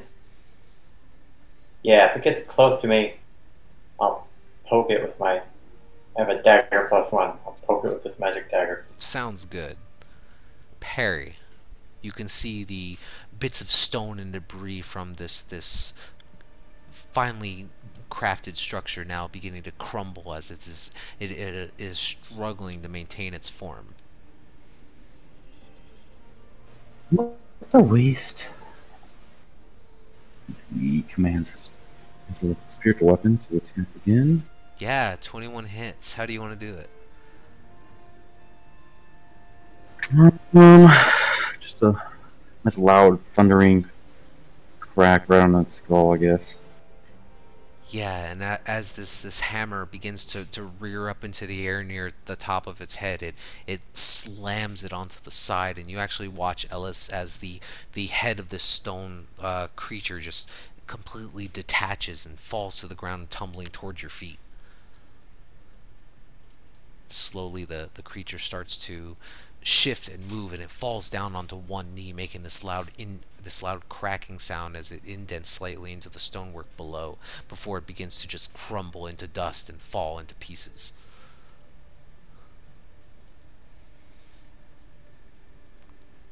Nice. And with I see you finally figured out how to use that thing, huh, Calarian? Sorry, catch that what? I see you finally figured out how to use that thing, huh, Calarian? Yep. nice. Well, with that, as the combat kind of subsides for a moment and you guys are kind of left to yourselves, we'll take a quick break and we'll come back in a few minutes. Right. Good job, guys. That was close. That was a CR10. I looked it up after we finished. Holy crap. Very one hit took me down. I went from 28 down to 7. So. You know, it's funny because I simmed it out and I figured you guys could handle it. And then I posted it on Reddit. I was like, hey, do you guys think it'd be boring to fight a stone golem? And everyone's like, yeah, it's super boring. It honestly depends on the rolls. Yeah. And how tight the corridor is and the position. So Yeah. fun stuff. I had 4 healing words. I could have popped you back up. We were... All right, but we'll be back in a few minutes, everyone. Hey, DM, before you walk away, I have a question for you, sir. Absolutely. Simply, this something that came up in Critical Role, actually, and it's something I never really quite thought about. And I'm super behind on this, so it's like a later episode. They did a hold, or I'm going to ready a spell type of thing, and they was asked. It was something like, well, hey, you know what? Like, I'm a very experienced spellcaster. Is there any way that I would know of, hey, you know what? If I hold on to this spell, if I ready it, it's getting close to me, like ending it. Can I divert it to something else? Is that something to, or to somebody else? Is that something that's possible? Evandra's The healing word. was it? Right. Yeah, kind of Well- it sparked that in me to ask. I mean, so obviously Matt and I don't want you to have to waste spells, right? It's not written anywhere that you can divert it like that, but sure, I don't mind doing that. But thankfully, Eva technically should have never wanted to hold it in the first place, so I didn't let her expend the spell slot to begin with. No, yeah, that's fine. I just wasn't sure if you did, like, if she's like, hey, can I use this spell to somebody else or something like that. I mean, according to the rules as written, what if the condition is not met for the trigger, you're still holding the spell. But yeah, we can kind of work on it and adjust as needed. I'm not gonna, you guys are maximizing your action economy. Sometimes I gotta deplete your resources somehow. Yeah. But No, for yeah, sure. Yeah, I no, was just it's wondering about it's that. it's it shouldn't be a problem to do stuff like that. I just need to adjust how combat works for you guys to make sure that again, it is a resource battle. How do I put you guys into a combat scenario that taps your resources but also makes it, challenging, fun. There's a lot of things. So, um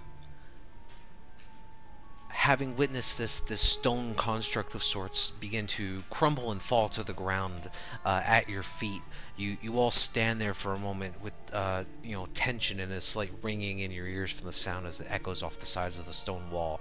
You kind of look around and gaze at each other. Eva's still invisible, and before she drops it, she sneaks up behind Tizio, gets really close, and says, "Go!"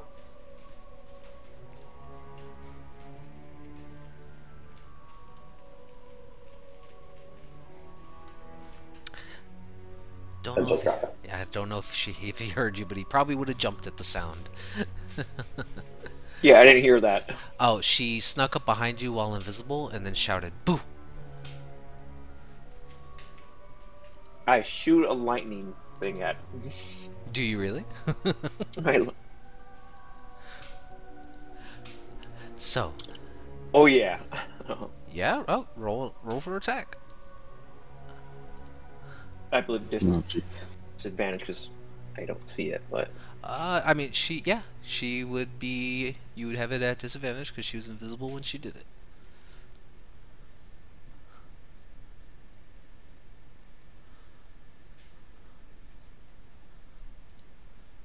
I think it's delayed. I will press it again just in case. Yeah, I didn't see anything yet.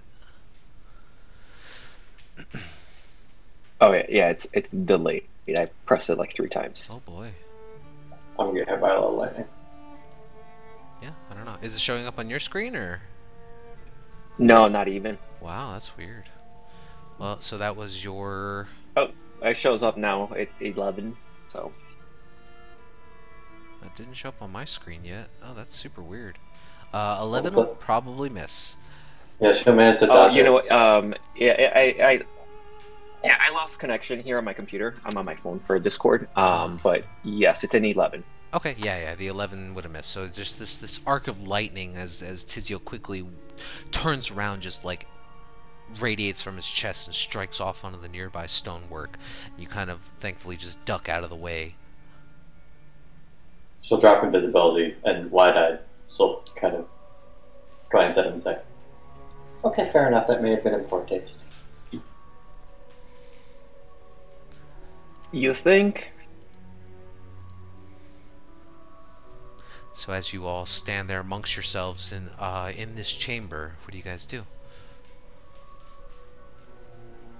We can get in the mace and dip it, right? Yeah, I was gonna try and pick up the mace again. Yeah, you grab onto the mace, and again, it is extremely well carved or crafted, and you can see on the hilt of it, it appears to have the name of what you imagine is some kind of clan. It says Clan Malerkin on it. You can go ahead and roll a history or religion check.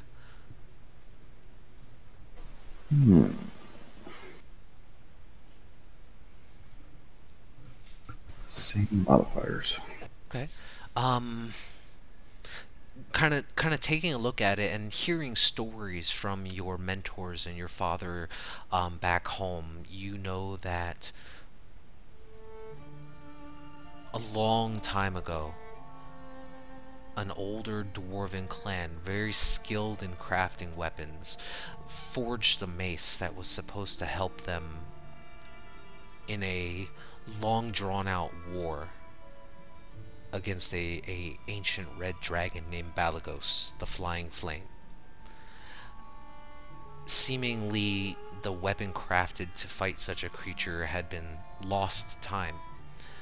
and no one really knew what had happened other than the fact that history records that this clan of dwarves has fallen from existence.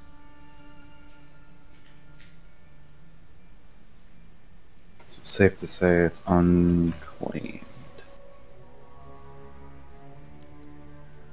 Yeah.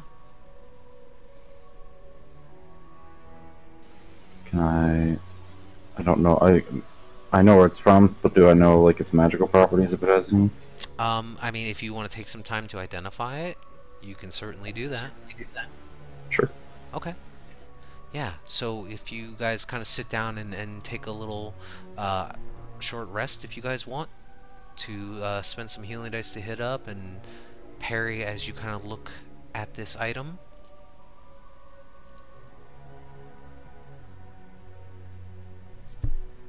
I don't remember you saying it, but the doors did open behind us. It appears to be closed. It didn't swing open when the creature was destroyed.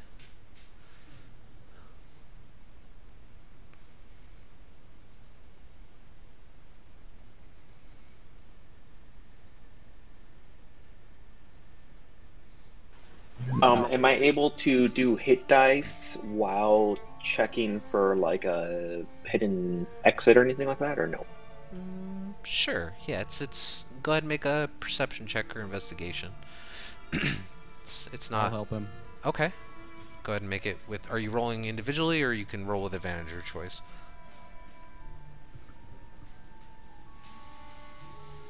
I get a plus. Just 8 roll if it. I- Man. So just roll an investigation check. Okay.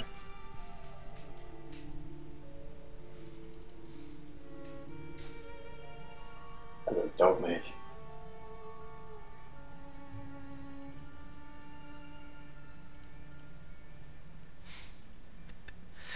Okay.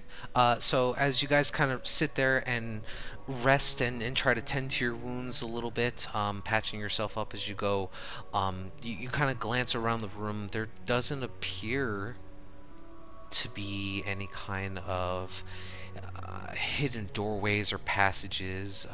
You kind of like brush up against the main door that had closed behind you, and it opens freely.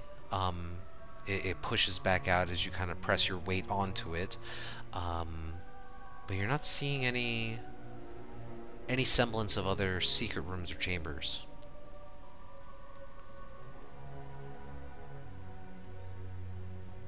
Does that check reveal anything else about the golem? For your check, just kind of looking at the construct itself now, the creature itself didn't appear to have any kind of equipment on it. It was completely made of some kind of stonework, and I mean, you gather now after it had moved and attacked you guys, it appeared to have had some kind of enchantment on it. But that golem is completely turned to dust and debris. Gotcha. Cool. Yes. Quick question, slightly off topic. I have, I may have forgot to reset this. I have a 10 temporary hit points. Uh-huh. Did that somehow expire, or? Nope, you all had 10 Not sure temporary where it hit came from at points some point. for 24 hours from when you guys had entered into the first room along the southern bridge. Oh shit! Ooh, so So I you- will add 10 extra hit points then. I was doing a lot better than I was. Well, I mean, yeah, any of you that had taken damage in this fight, you probably would have ended up losing that 10 temporary hit points first. It doesn't regain on a short rest or anything. It's gone once it's gone. Yes. No, correct, yeah. That's why I was like, wait, hold up. I'm like terrible, and then I'm like, wait, why am I having 10 here? So that greatly helps out. So, Remember, anyone who rolled hit die, remember to take an extra d6 from Song of Rest. correct.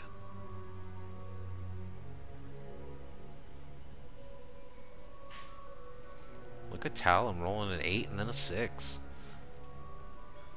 I didn't roll a d6. because Oh, that was the Tizio. eight Yep, it topped was me off. Tizio. Nice. Okay. So, spending a good 45, 50 minutes or so within this chamber, just trying to keep as quiet as you can to yourselves, you rest up a little bit, get back to some semblance of normalcy. By now, it's definitely been at least an hour. What are you guys doing?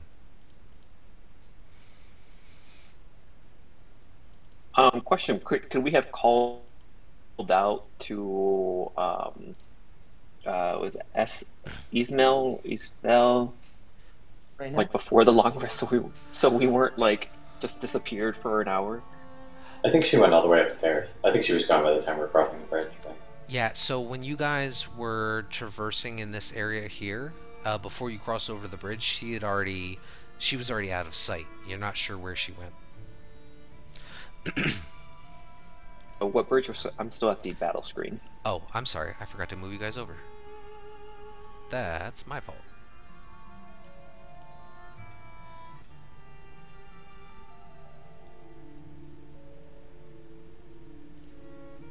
As soon as it reloads on my map. Okay.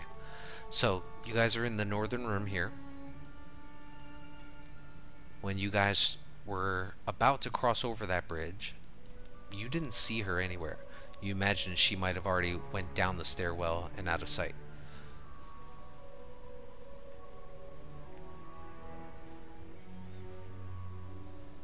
We couldn't have seen her from above, right, when we were on the bridge? You didn't see her as you were walking across the bridge. That opening space on the left and the right does reveal the space below, but it is completely pitch black down there.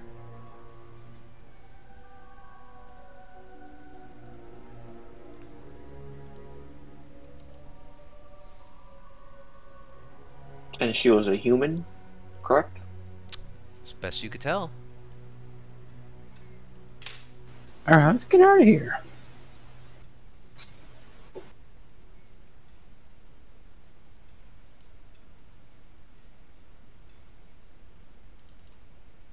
Okay, so as you all gather up your things and begin to traverse the stone bridgeway one more time, you head along the long walkway as it narrows and then widens back out to about 10 feet or so, easily enough to traverse it before you now reach the opposite side of the chamber hallway.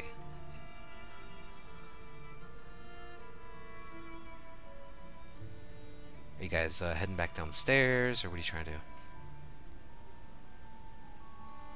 I think we're headed all the way out. We're gonna go to. Yeah, she didn't have a light source, right? She had a torch with her. Oh, okay. So I couldn't even see. We couldn't even see the torch lighting from her downstairs. You can make a perception check as you were walking across the bridge. Oops.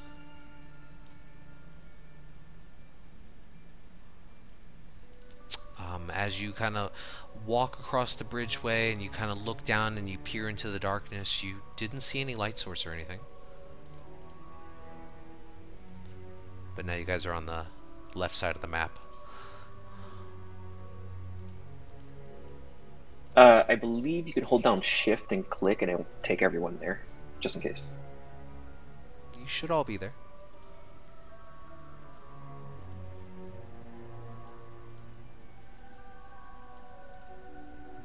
Can you not see it? I can see it. Oh no, I meant I believe it drags everyone's point of view there, just in case they're having difficulty finding the spot. Oh, shift and click? Yeah, it's Shift and click or Shift and hold. It's something like that. Interesting. I'll have to mess with that later.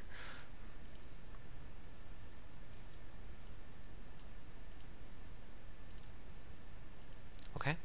So as you guys kind of descend down the stairwell, you guys have your vision, right? You should be able to still see. Yeah, I can see. Okay, cool. I guess I need to refresh the page for myself. So, as you slowly descend down the stone staircase, step after step, you can look to the north and you see that familiar mosaic on the wall to the north of you, and you stand before the double doors, which are now open.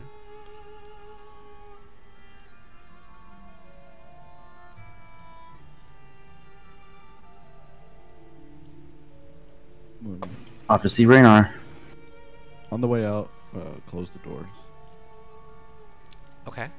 So, as you guys enter into the central chamber again, you hear the grumbling of a voice. And as you kind of turn the corner with your light sources, let me move you guys over.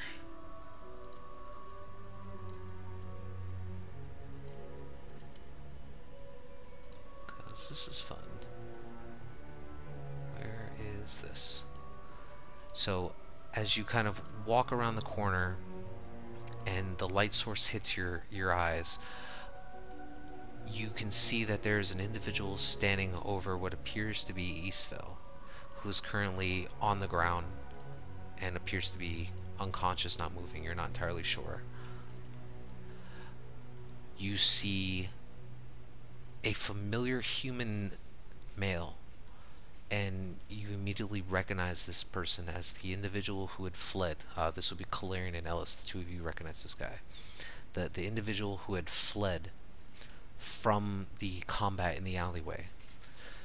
And as he stands there, sword out, pointing down to Eastvale's body, he looks at the group of you and he says,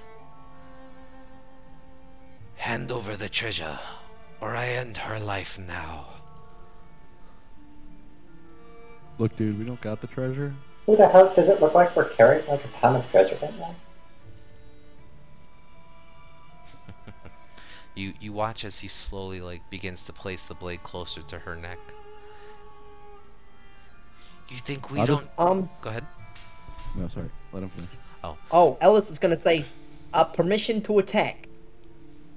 No. Why not? She'll die. So, who cares? The treasure's back here. We didn't carry it with us.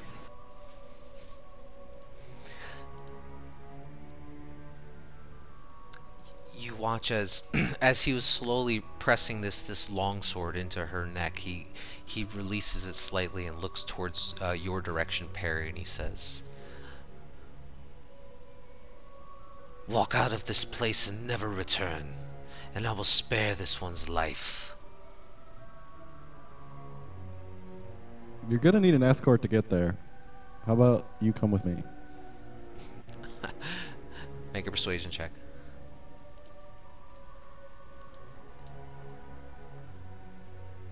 Persuasion? Uh-huh. Come on, guys. No, 15. just trust me. He I kind can't of lose to this guy again. He beat my ass once already. he kind of chuckles a little bit and he says, "I don't think I need that." And he kind of looks over to the right side, or your guys' left. And now what you actually can see are a few individuals.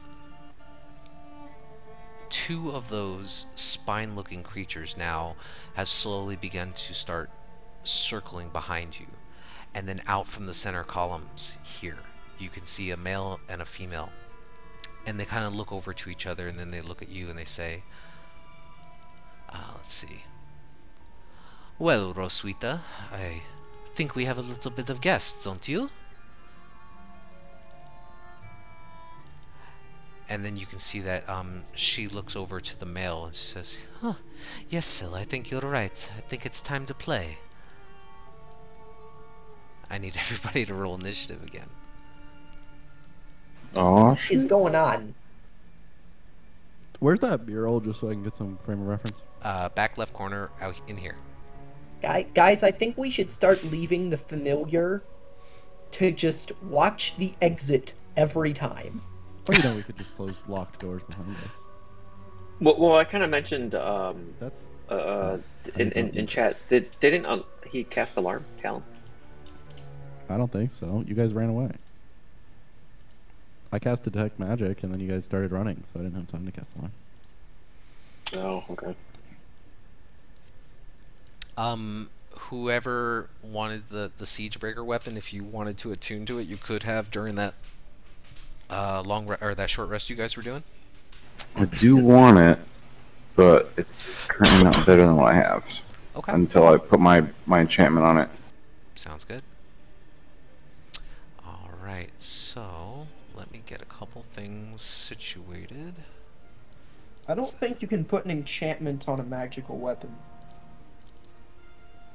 Yep, I can. It's not technically, it's just a blessing of the forge. Oh, you're Perry, not Talon. Never mind. Izio? What do the I don't know who the artificer is. What's up? It's Tizio. None of those. the two people who talk? What do they look like? Are they holding swords or something? Actually, as you look at them, I will give you a good descriptor.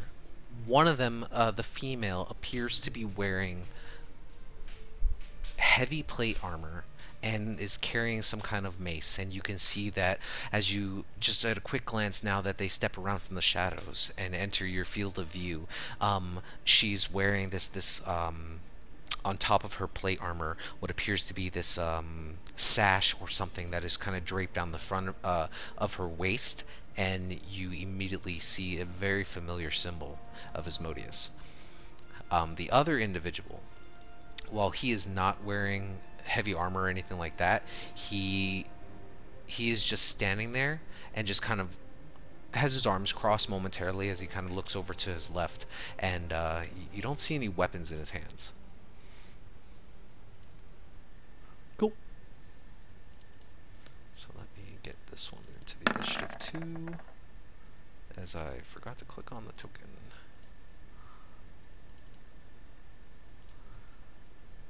You said the female had heavy armor, and then the top one had what type of armor? The just it looked like cloth or some kind of leather. You're not entirely sure. Oh, so this was a 10 and that was a 5 because I clicked on the wrong ones. And then I need to get this guy in.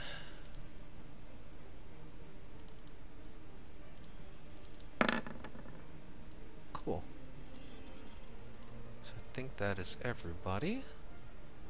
So, right at the start of the top of Combat Calarian, you see now that you're surrounded by all these individuals, and there's this menacing look upon their face, and you immediately recognize the gentleman, the human-looking guard holding a sword to Eastfell's neck, and then the two spine devils behind. That guy I just pinged. Yes. Oh. Oh no! This guy you just pinged, he appears to look like some kind, like he's wearing like simple leathers. He's not carrying a weapon. The guy that you fought before is actually down here. Oh. He's the one kind of. Is that a hook or No, it is not. It is a bearded Pain devil. devil? Bearded devil. Mhm. Whatever. So what are you doing? There's no grid here, so. Yeah, but the squares will be 5 feet each.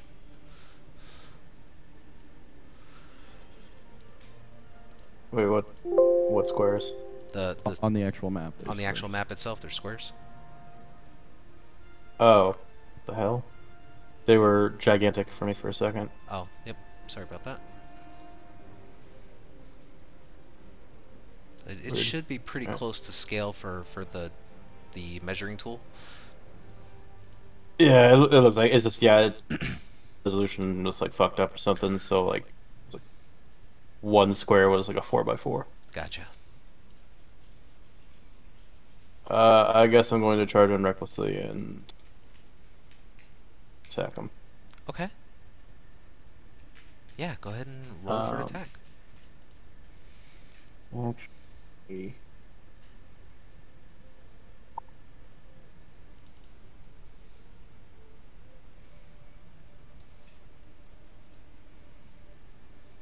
sec, I'm thinking.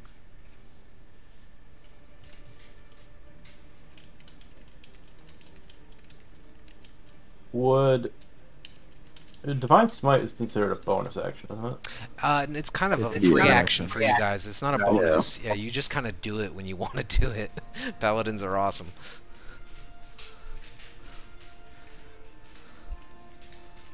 So then I'm gonna go ahead. I'm actually gonna cast Hunter's Mark. Okay, so he is now Hunter Mark. And then I'm going to one hand swing twice. Okay. Nice hit. And I'm gonna throw in a Divine Smite. Okay. So both will actually hit. And you're throwing the Divine Smite on the crits. Go ahead and The roll 14 that. hits? 14 hits. Always. Okay. It's in season. Since he's a fiend. Extra D8. Correct. 3d8.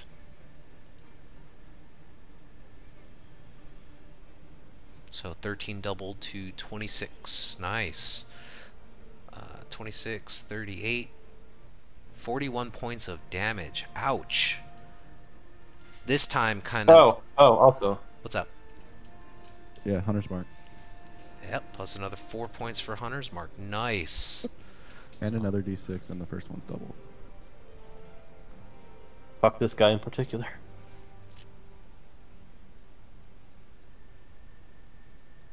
Double check his I stuff. think the 4 is doubled because it's a crit, right? Yeah, roll another D6 too, because it's on every hit. You Correct. get Hunter's Yeah. Mark. Roll 2 more D6 because you hit him twice.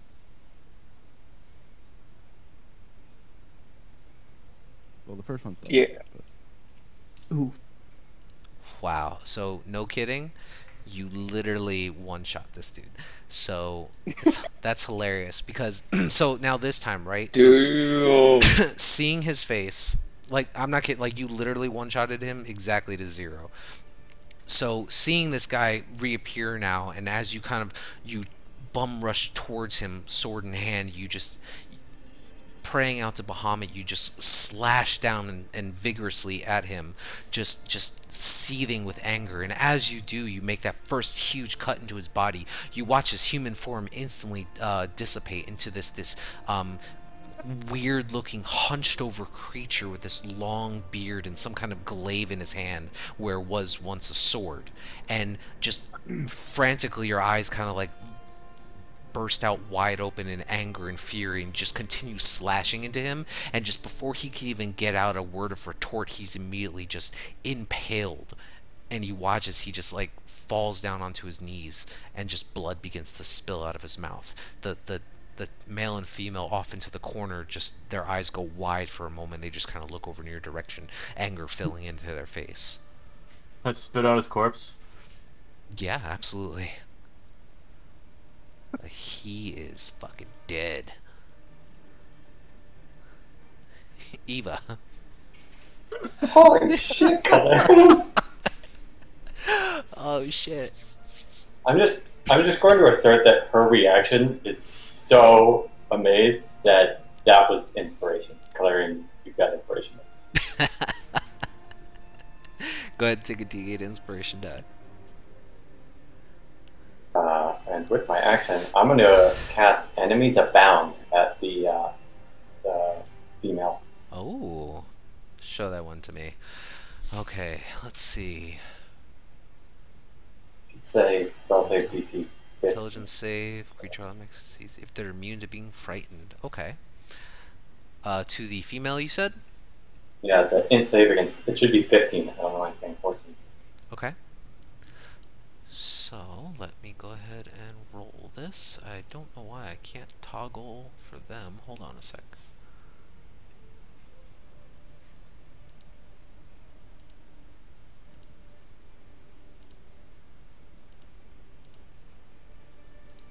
Forgot to turn that on for their sheet. Okay. Oh, it didn't actually take. What the heck? Curie Advantage and Whisper. Huh, but it's not showing up on her. It's weird. Let me reopen it.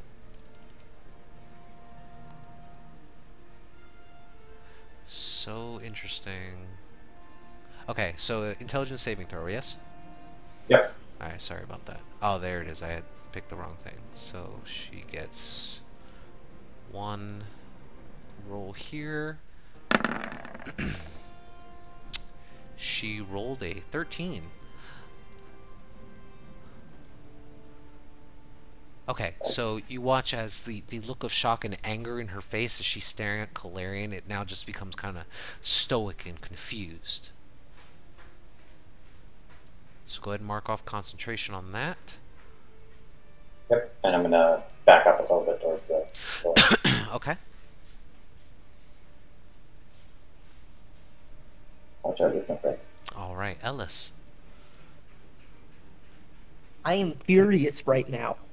I am so mad. I'm going to rush Calarian and use the shove attack to knock him prone. To knock which one prone?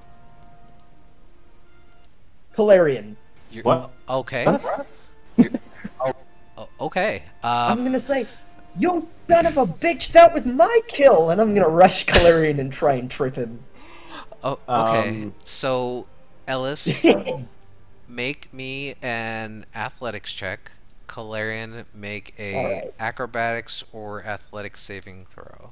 So this would be a strength saving throw for you, or dexterity saving throw, your choice. Oh, I don't have advantage. Right. I'm not so raging yet. the That was just a the 16. DC is 16. 25. So Oh! so Balance is off. Calarian, you finish spitting on this weird bearded like creature that's just now like pooling in blood, this like purple reddish ichor onto the floor, and you as you turn to look back to your compatriots, Ellis is just head down running full speed at you, and you just kind of like brace into his arms and just pushing against him in this kind of like gridlock stance. That is your action, Ellis. Nah, I'm gonna use my second attack to punch the dead corpse of the devil. Okay, so after this momentary like crazed look in Ellis's eyes as he shouts out, "That was my kill!" He just kind of like brushes you off and rushes over and gives a swift punch to this creature that lies motionless. Feels I'm a weird good. guy. Stand up, look satisfied, and say, "Alright, I'm ready to go." Okay. That's the end of my turn. All right, so we'll put you about here right now. Talon. Cool. Yep. I am going to go ahead and cast slow on our two buddies over here because it's a 40-foot cube. So I don't think I could fit. Well, yeah, I can't fit all three. Fit. Yeah, no. I'm just gonna hit our two buddies. Okay. 20-foot cube. 40 foot. 40-foot cube. But- All right. After it's cast, it doesn't matter. Oh, okay. I think Okay. it's just the targeting. So you're just trying to slow them. Yes. cast a Wisdom spell saves slot. from each of them. Yes. Correct. All At the end right. of each turn and when it's cast.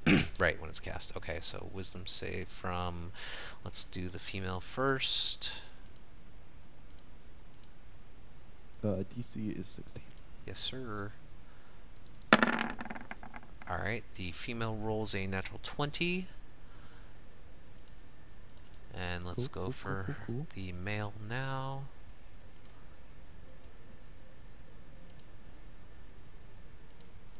There's the toggle button. Because I am so smart.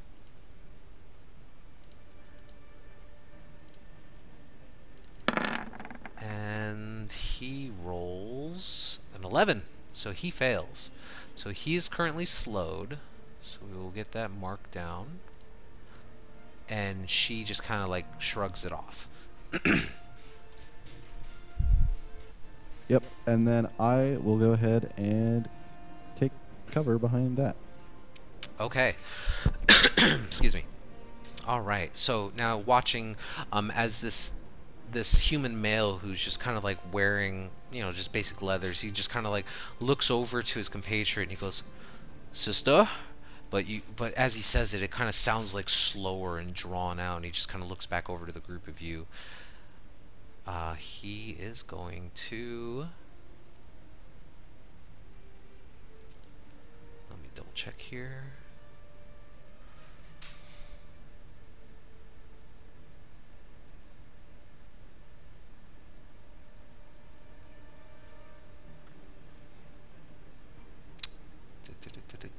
Oh, actually, you know what? Because I forgot that they have this. Nope, that's fine. I should have paid more attention to that. That's fine. He is going to go ahead and he's going to pinch a bit of like sulfur and pine together in his hands, and then you watch now as these like 6 small looking like meteorites start to form around his body and just kind of hover into the air. So he's casting this, and then let's see here. And then as his bonus action, which he can't do anything at the moment, so he's just going to cast that, and he's just going to stand there at the ready. And you see as he's just like, as he's casting something in his hands, and you see these meteors kind of surround his body, he's just going to kind of like look over to his sister and go, Did he "What the roll a hell is wrong with d20? you?" No. He hasn't done. He only did his action. His action was to. Yeah, but casting a spell, he has to roll a d20 to see if it takes 1 turn or 2 turns. Oh, very cool. All right, let's have him roll d20 then. What is he? He needs to beat your DC. He needs to stay under an 11. He rolled a 12. So it doesn't take effect until the creature's next turn. Sounds good. So he's in the middle right now of casting something as he kind of looks over to his sister and shouts, "What are you doing?" So that'll end his turn. What are you doing? What are you doing? He'll get to make another saving throw at the end of his turn, right? I believe so. So let's do that again. Wisdom save to try to break this. Alright, he rolled a 17 both times. Cool. So it'll still finish the casting on his next turn, but it is now done. Sounds good. That'll bring us to the female, who is just kind of looking around. Let's see, 1, 2, 3, 4. So she's gonna roll a d6. On a 1, she'll end up hitting her brother. The rest will be Tizio's a 2, Eva's a 3, Perry 4, Clarion 5. So we'll see what happens. 3. So Perry, kind of seeing your plate armor and kind of recognizing you, well, not recognizing you, but kind of noticing that you have some kind of religious standpoint, she's actually going to go ahead and cast, let's see, 10, 20, 30, 40, yeah, I need you to make a dexterity saving throw.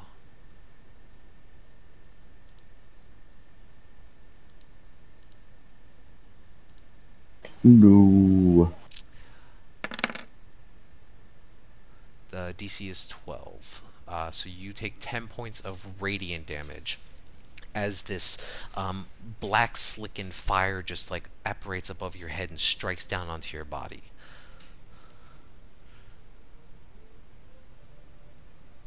And then I think she didn't take any damage, so she doesn't get to do anything else. That will end her turn. Perry.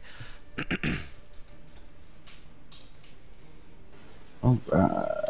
Perry is going to cast Spirit Guardian. Nice. So you got a little And he will- 15-foot bubble. Yeah. And he will designate all of his allies so they don't get hurt. Absolutely. And where am I? Oof, they are a lot further than I thought. So I am going to say you are emitting a 15-foot bright light. And we'll call that your Spirit Guardians. Cool. That way I can see it. Okay. So, and then you start rushing over towards your allies. So now this protective bubble of different types of hammers and anvils of all small, medium sizes just start circling the space and protecting the group of you. Oh no, when their turn starts in the bubble, they take 3d8 damage. Right? For the enemies, but not for your allies. Oh, there's, okay. There's no enemies in your Yeah. I was just showing that these spectral forms are kind of encompassing your body. Sweet. Cool. Alright, so that was your movement action. Tizio?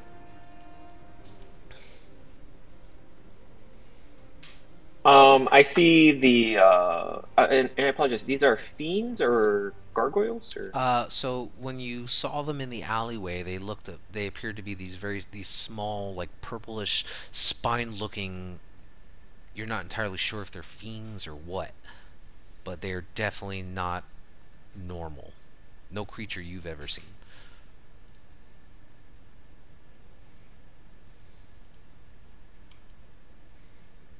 Oh, sorry, he's not on a okay. space. I'm going to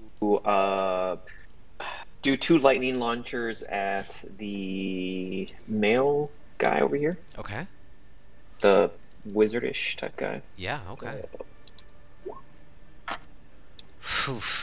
All right, and so this is a spell attack, yeah? Uh, range spell, simple range weapon. Okay. I mean, definitely hits. Yeah, simple range weapon. Yeah, and then I'll go ahead and do my second attack on him as well. Nice. And does he have to do like a concentration or anything like that? Because he's Ye- casting or no? Yeah, I don't know if that I'm counts. keeping track of that. Oh, I was just wondering. Just wondering. And I'm going to move back to here, and I'll end my turn. All right. So as you, oh, the second one hit as well. Actually, wow. Good lord, you guys are rolling good tonight. 14 more points of damage. Yeah, definitely. So as he's in the middle of casting something, you see as he takes these 2 large strikes to the chest, and you see his hands falter, and the spell, the arcane magic, begins to fizzle out of his hands.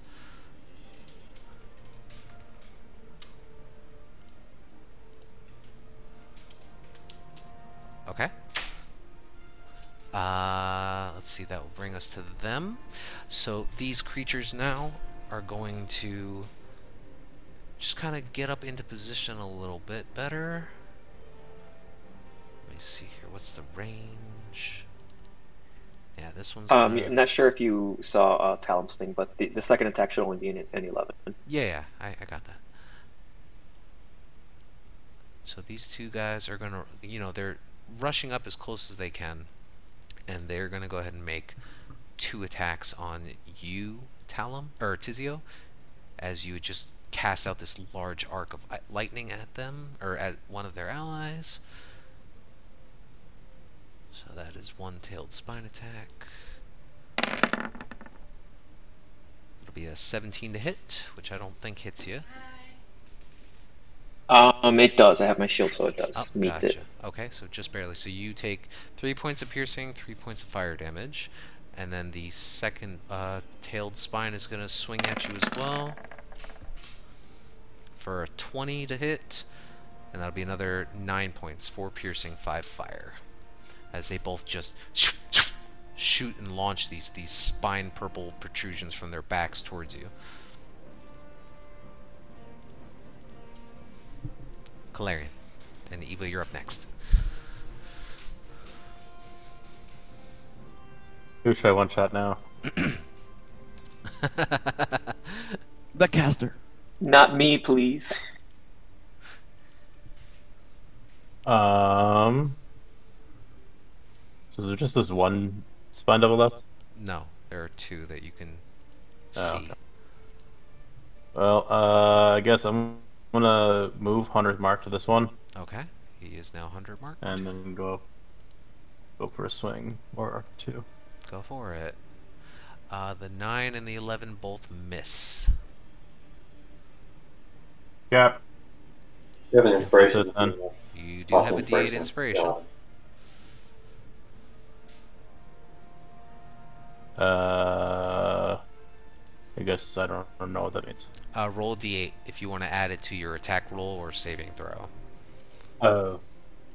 Ah, fun. I guess I'll add it to this is the 9. Okay. So 14 just hits. 8. So 8 points And then of a slashing. D6. Yeah, definitely.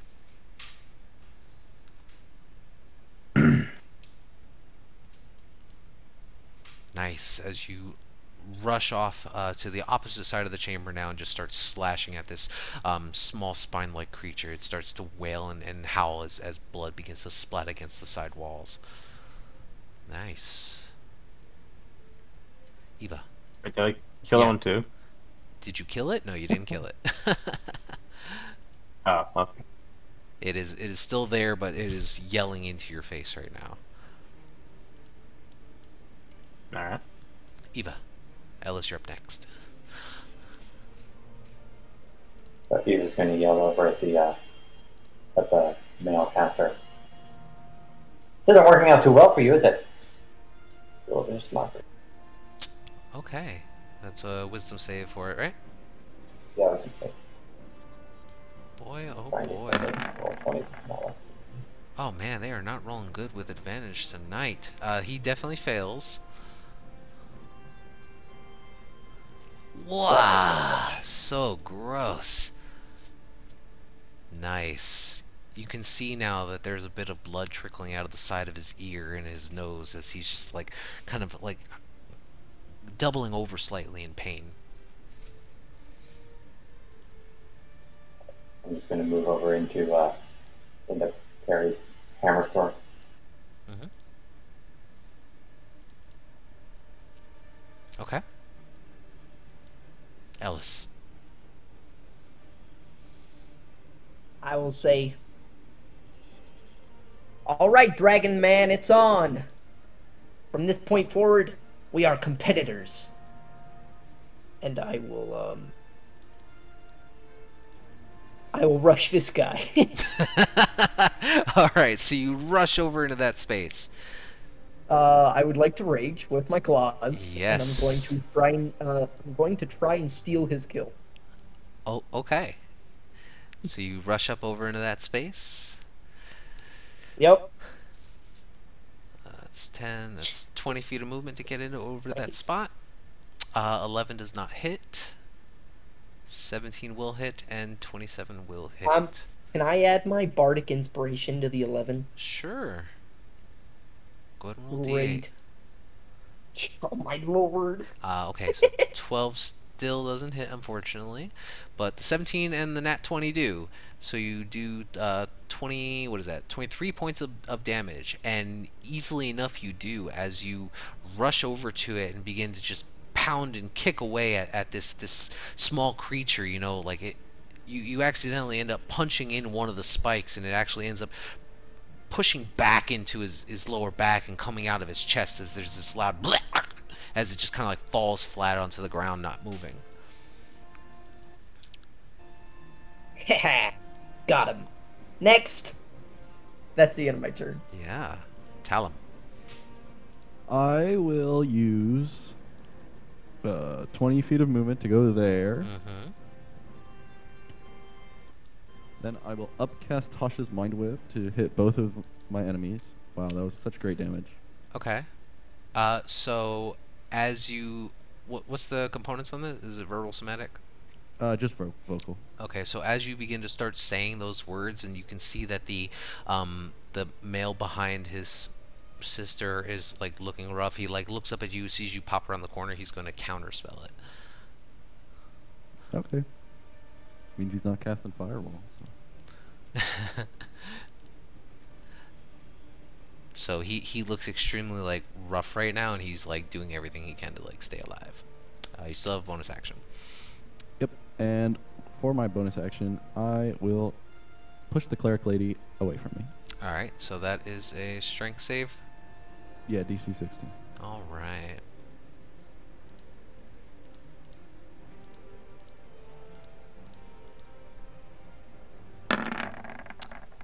She rolled a 19. Okay. And then I will use my last 10 feet to move back 5, 10. Yeah. Move. Yeah. Alrighty.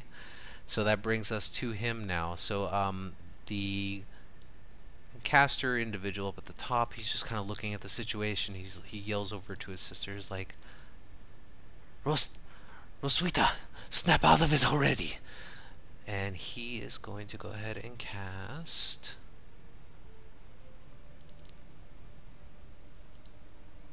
Let's see here.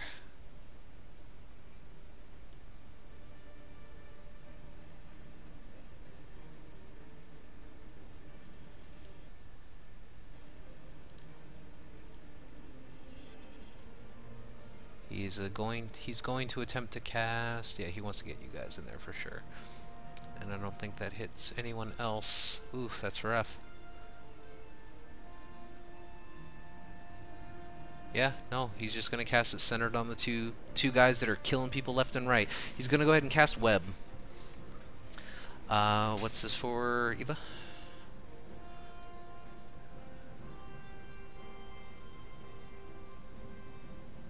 I think you cut out, DM. Oh, can you hear me? You're cutting it Now we out pretty can. bad. Oh, that is super weird. I'm so sorry. So the mage caster guy, he's kind of looking at the group of you, and he's like, "This does not look good," and he casts web. So I need. It'll be Kalarian and Ellis on their turn. You'll have to make a strength saving throw, I believe, or be stuck. It's Dex. Oh, Dex. I'm Then sorry. strength. Yep, yep. But that won't start till your turn, I believe. I'm just double checking the spell. Yep. So this large web just begins to entangle around that space, and he's going to actually start ducking back this way, and kind of out of sight. So that'll end his turn. That guy's dead. On her turn, she doesn't see him, but she'll still roll a d6 to see who she chases after.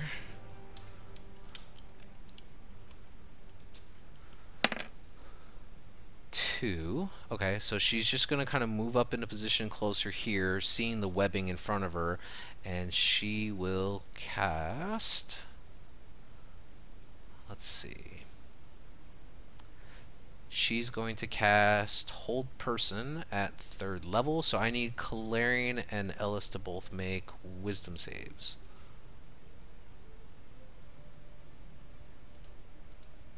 Okay, so you guys are both currently held. You are now considered paralyzed for 1 minute. Yeah. I mean, you get to save on every turn. It'll be okay. You do. You do. She was never slowed to you. Correct. She saved from the slow, and the other guy saved for it after his turn. So she is still confused from Eva, but she is now concentrating on a spell. So I got that marked. Perry. Perry's gonna try and get closer to somebody. Okay. So Doesn't look like I'm gonna this get a right whole lot with it. this right here is a large piece of stone pillar that is holding up the bridge that was above. And this squares with the web, right? Correct. Fun.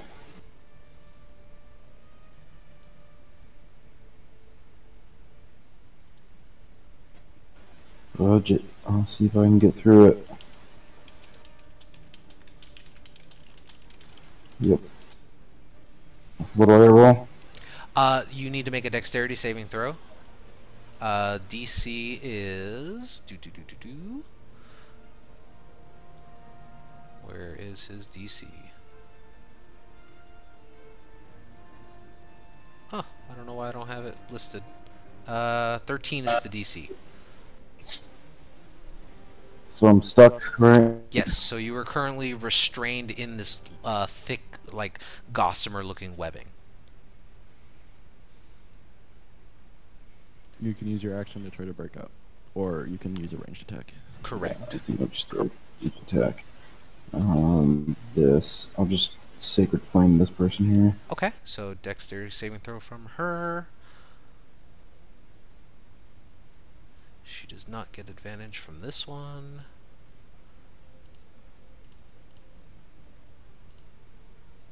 Oh, gotta get 2d8s now, I forgot. Nice. Alright, dex saving throw from her. She rolled a 9, so she takes full damage. So that is 8 points of radiant damage, and then I think she gets to try to save again from Eva because she took damage, right? So another intelligence saving throw. Okay, cool. So this is at advantage. Let's see if she rolls above a 10 this time. She rolled 19. So that effect now ends. So you watch as her eyes begin to clarify a little bit more. She kind of looks in your direction, Perry, and she goes, "What have you done?" Tizio. I don't know. Tizio. Question: does webbing, like if I shoot across it, it doesn't like give me like disadvantage or anything like that? Does it? I would. It's not really listed. No. Yeah, it's. It says lightly obscure, so maybe cover. Yeah. I don't know So what that means. it grants a partial AC bonus to the person you were trying to hit. So they would get a +2 to their AC for trying to hit them through the webbing. I believe partial is Okay, +2.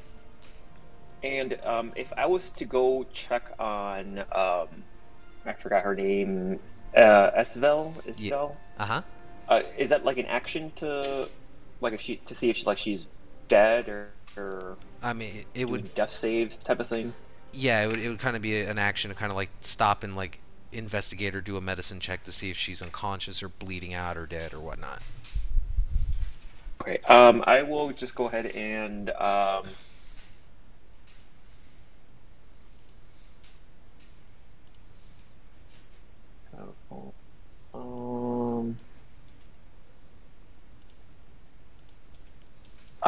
I am just going to do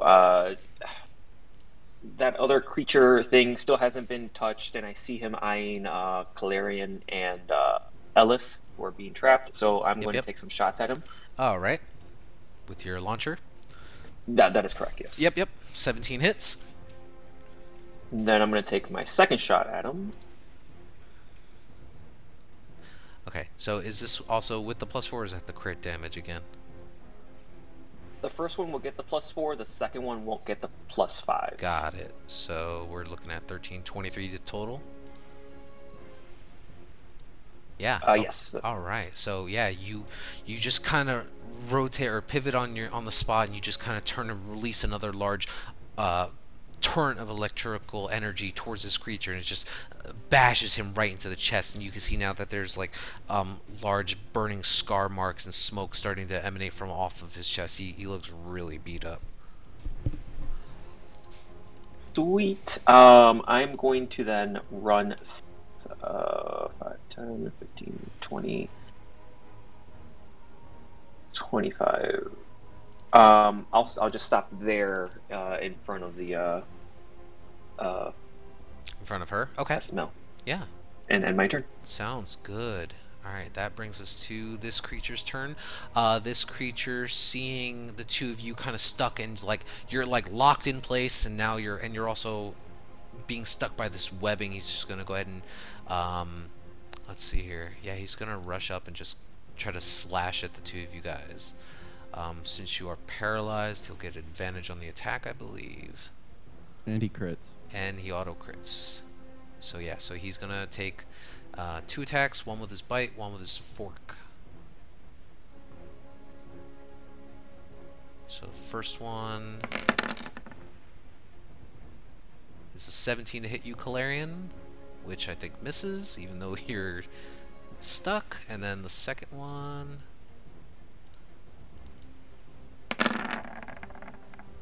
is a 13, which misses also. So he's trying to like lash at you, but the webbing is getting in his way, and he's just unable to like find purchase through all of your heavy plate mail that you're wearing. And he just lets out this I'm not wearing hard plate. scream. Well, you're wearing chain, but the metal protecting your body is hard to pierce. All right, so Calarian, start of your turn, make a dex saving throw. And you're paralyzed, so I think this is a Auto fail. disadvantage, right? No, we auto fail. You auto fail on it because of the paralyzed condition. That sucks. Yep. Conditions. So I got to sit here and put on my deck. Wisdom Or not. save. You can't move. Paralyzed creature is incapacitated. Automatically fails strength and dex saves. Thank you. Yep. Sorry about that. So I mean, you you were. didn't have to say anything there, Alice. No, we need the rules. Doesn't matter. You still couldn't do anything. I mean, you didn't So know that. Yeah, so you were currently now held in place and you were bound by this. So, but at the end of your turn, go ahead and make another wisdom save. Let's see, DC is. Let's check what her spell was. Oh, I don't know why it's not showing up. It's so weird. It's 10 plus proficiency plus wisdom. Her spell save DC is 14.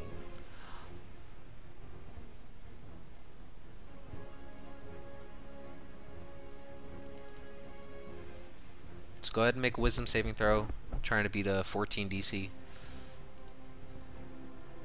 Nice. So at least you break out of the hold person spell, but you are now you find yourself just stuck in this webbing. Eva.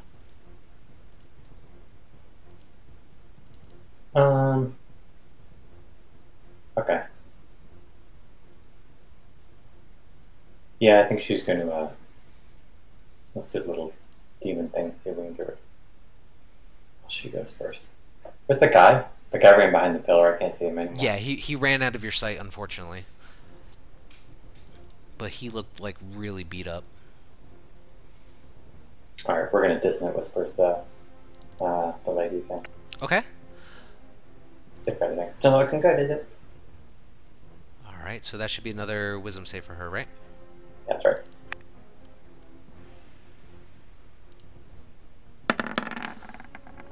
She rolled a 12, so that is a fail, I think. Nice, 6 points of damage. Very nice. And she fails concentration. Yeah, let's check that, huh?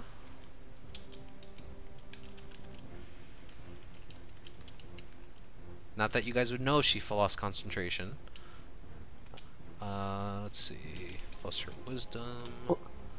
Is Web a concentration? Well, Web's not being cast by her. She rolled a Oh, 20. okay. She rolled a 19, so she's still good. Web, she's not concentrating on webbing. She's concentrating on a whole person. So if anything, you would probably see Ellis not being like, trying to move or talk. Which is rare. But that brings us to Ellis. You are now webbed and stuck, unfortunately. Go ahead and make a wisdom saving throw to try to break out. 19 succeeds. So you also now find yourself similar to Calarian, just not being held anymore, but stuck in this thick webbing. Talon. I seem satisfied that at least we're in the same situation. Yeah, I would agree with that.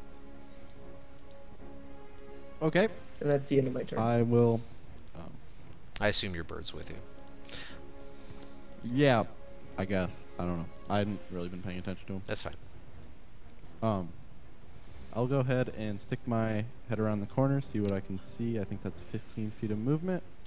So I can see both of them. So I will go ahead and cast a second level magic missile and toss two of them at, or I'll toss all four at the, no, I'll toss two of them at each. Yeah. Okay. As a reaction, the mage is going to cast shield. Okay. So he's looking frantic, and he's like leaning up against the side of the pillar, and he's just like looking over at you, and he hears your footsteps as you bound back out, and you see this arcane shield just come up and deflect these missiles. But the other one at her? Yep. Okay. And then if she's still concentrating, she has to make two con checks. Yeah, so the one at her was... Isn't Okay. Nice. Isn't magic missile a auto hit? Not if shield is used. Yeah, then it misses. Oh, okay. It's shield, so she only commits it. Yeah. So she takes 6 damage and makes 2 con checks. Yep. Let's see. So that's And the then- first set. So she rolled 13. And then let's do the other.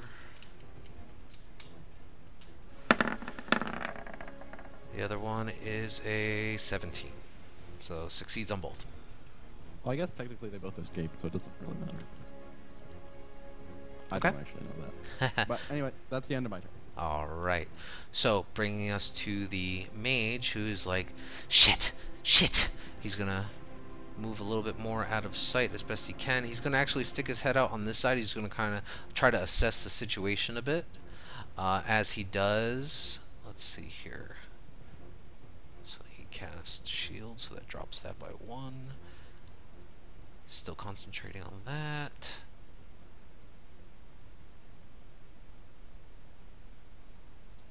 And you see as he kind of he's holding onto his chest as he peers around the corner at you, Ellis, and he twists his wrist around. This arcane whip begins to generate in front of his hands, and he just kind of lashes it out at you in your direction.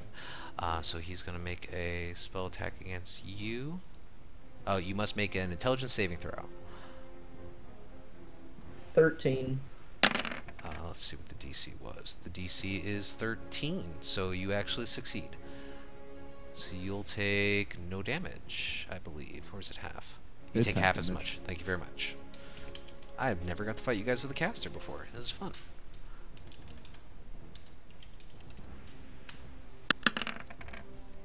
So you take 3 points of psychic damage.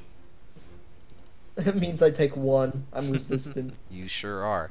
And then he's gonna be like, God damn it! And he mumbles something under his breath, and he kind of dips back behind the wall, and you can just hear him shout out something out towards his sister. He's like, Roswitha, help! That'll end his turn. That'll bring us to her, where she's just gonna kind of look at the situation of you guys. She's gonna duck behind. It's her full movement there. You don't see what happens, but Perry, it is your turn. I suppose Perry will try and get out of this web. Strength save, right? Yes. Strength saving throw, DC 14. You succeed. You are now able to get out of that webbing.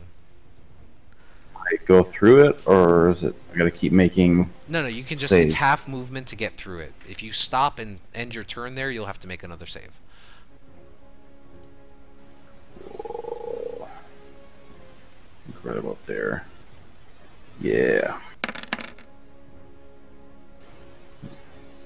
That's my turn. Yep. That's as far as you can get? Okay, so yeah, so make another dexterity saving throw for me. No, Alright. that's when his turn starts. Puff's gonna use his action to get out. Oh, Fair no, enough. he You had to could break use your out. action to dash out if you wanted. No, because he had to use it to break out. Yeah. Oh, that's I already broke out. Good point. That's fine. I just wanted to get them in my aura. And I Yeah, think- yeah, definitely. Alright, so that'll bring us to Tizio. Now, it's at the start of their turn, right? Not as soon as they enter the space? Correct. It's when their turn starts, or if they enter on their turn. You got it. Good job. If I cut across straight towards the northwest of me, do I have to? Does it go through the webbing or no? If you're... no, if you're going at an angle like that past Eva, no. You can outskirt it. So that'll be what, 5, 10, 15, 10 feet? 20, 25, 30. Yeah, I'm gonna go here, and I'll go ahead and use a lightning launcher again against that creature. Okay. 25 definitely hits, and you can see already that it's scarred and seared with a lot of lightning damage that you've already caused to it, and it looked like it was already on death's door. And as you just arc out another bolt of lightning from your chest, it just completely gets like burnt to ash and begins to slowly fall in front of the group of you. I'm just gonna say to Ellis, when are you gonna catch up, man? And then I'm gonna move up. I believe I have one more movement to 35. Okay. And I'm pretty sure he probably gets some sort of cover because I can kind of see him a bit. So I'll go ahead and take my last shot at him. Go for it. 11 will miss, unfortunately. Poop. And my turn. Oh, I'm sorry. I meant to ask. With my passive, Would I have able to see if she was like bleeding out or anything like that? Like there was blood or any visible injury or You anything? didn't see any blood or anything. You just saw her face down on the ground. Passive perception, kind of glancing at her, it's kind of hard to tell, especially with like how dark lit everything is, and with the chaos and noise of people screaming and spells being flung around. Cool. I believe that's all I can do, and that's the end of my turn. All right, Calarian. So you're no longer So held, but you did start your turn in the webbing. So make another dex save for me. 13, I think, is what you needed. Let's see here. I don't know why it's Well, not showing what we're already restrained. We need to make a strength save to escape. You're absolutely right. Thank you very much for Yeah. reminding me. Sorry. So go ahead and make a strength check if you're trying to break out of it. Alice, you're fucking killing me tonight. Sorry, man. You easily break out of it.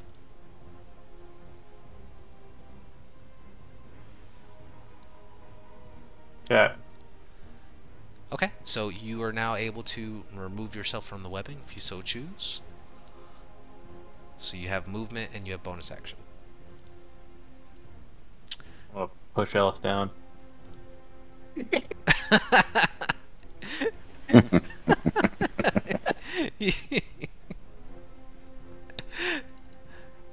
Not really though, but Yeah, I got you. Alright, so where are you moving to? Where'd your token go? it's just up top. Oh, okay. Let me, The hold shadows on. are There you kind go. of weird. You might have to refresh. I'm not sure because I'm trying to look at your guys' viewpoints and it's not even showing me your vision, so I have to refresh too. But it's all good. So you just step outside of the webbing. Are you moving anywhere else? You staying where you are? Hang on. I don't know why it's not showing there. This is what I'm seeing right now. It's like the line's all fucked up.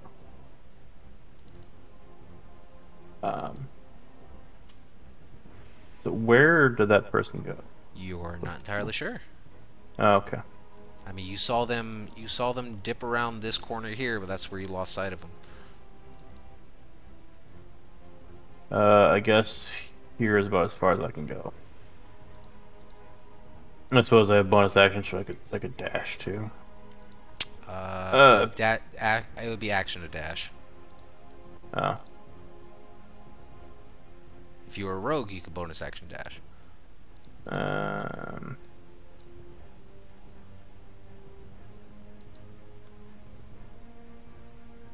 Okay.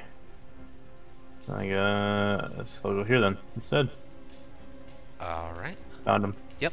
As you rush up towards them with the light that's kind of like permeating around the space, you just barely see them now, in the trying to hide in the shadows.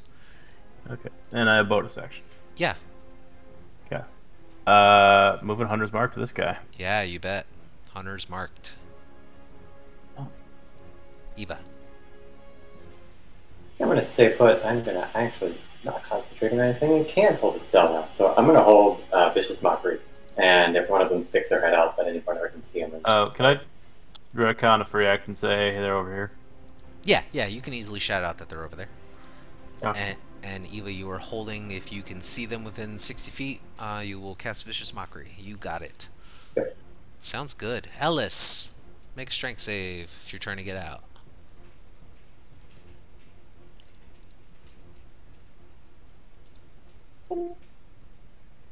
Easily enough, you push your way through the webbing. You now find yourself on the opposite side of it, free of the space. Great. Well, that's my action, yeah. Yes, it is. Okay, I'm gonna 40 feet. I actually my map is super blurry, like it's not loading for me. Oh, just kidding. I got it to load. Okay. 5, 10, 15, 20, 25, 30. Oh, I only see him technically, I think. Right? Well, no one else has a light source, and I don't think you were carrying one. So yeah, as you kind of rush up into the space, you kind of come face to face with him. Jesus. Give me a pair of freaking goggles, game. All right. That's my action, or that's my turn. All right, Talon. Doing what I do every turn. I'm gonna run some amount of feet, try to find them. Mm-hmm. Uh,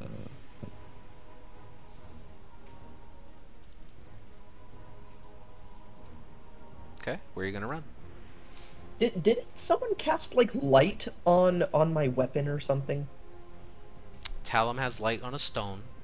Eastvale had a torch Okay. on her, and I believe Perry had light coming from him. So Okay. if your token currently cannot see it, no one has light on it. If I may ask, DM, were from our point of view and whatnot, these were humans as well? Best you could tell, Okay. but Oh, you're my not sure. token can see it. If you're That's why I'm asking. okay, if your token can see it, then you have the vision to see them. Cool. I think that's 6 squares. I might be bad at counting. It's a little far because you were right here, right? Yeah, I use diagonal. 10, 20, 5. You got 5 more feet of movement. Oh, Wait, you I have were right. another Oh, no, 5? no, you're right. You were right next to the bird, so you should be right on point. Okay. In that case, I will launch a magic missile at all of them, or one of them at the mage, 2 of them at the cleric. Okay. Yeah, see, my vision's messed up. All right, so 1 at the mage, 1 at the cleric. 2 at the cleric. 2 at the cleric. Gotcha. Okay, so let's see here. Yeah, no, he's So- gonna do it. He's gonna shield again to deflect his. And then 2 are gonna impact on the cleric, and that'll be So 9 14. damage for the cleric. So 9 points of damage. You got it. That's all my movement. And for my bonus action, I'll actually... Can I push the cleric away from me? You can certainly try to. Strength check, right? Or DC, yeah, 16. Yeah. Save. They have not been rolling good tonight, I tell you. But they did roll a 20. Okay. So unfortunately, they did not budge. But they get impacted by the missiles as they like just radiate from your body, and then you see as like she turns to spin as you notice that her hand had just released off of his back, and she turns to face you.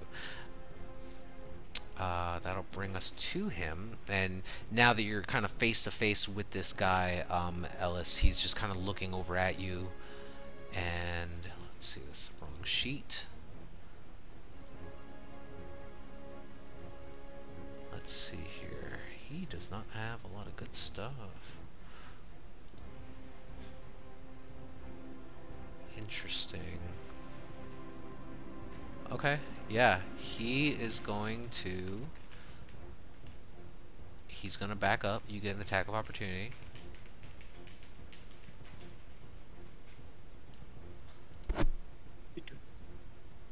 So he's definitely gonna try to back up as far away from you as possible. That definitely hits. So he'll take 7 points, which is awesome. And you watch now as he begins to once again cast these like 6 looking like small like molten lava rocks that are now just kind of like orbiting around his body. That'll be his turn. You want to make a concentration check for Webb?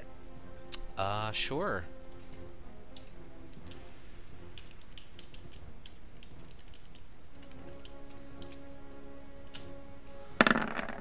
He rolled 16 plus 3, 19. So he's If it's good. Good to go. If it's the spell, I think it is. Doesn't web go away anyway? It would. You're absolutely right. Because he has to concentrate on it. But that'll bring us to this cleric-looking person. So she's going to rush up and take in the place that her brother could not handle. And she's going to reach out and she's going to attempt to touch you, Ellis. Oh, great. So she needs to make an attack. Yep.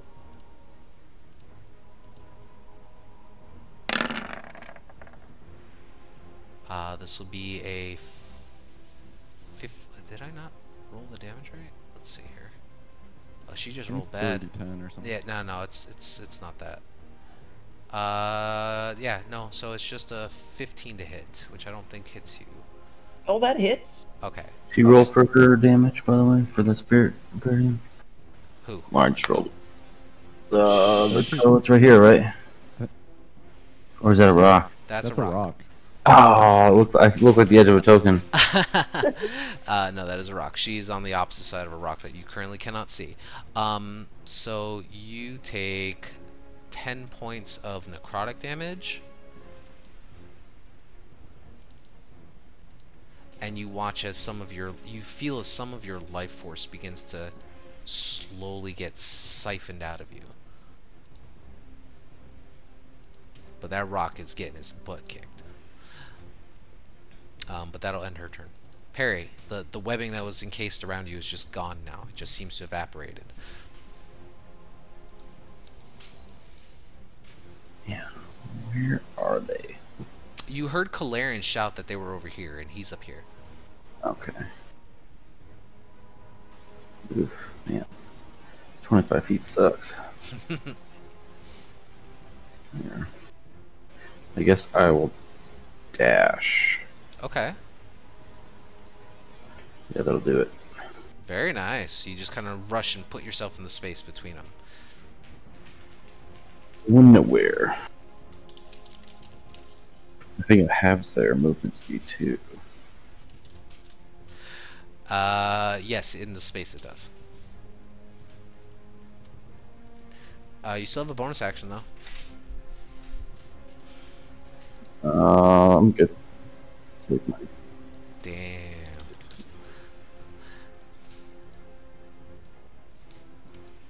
Okay.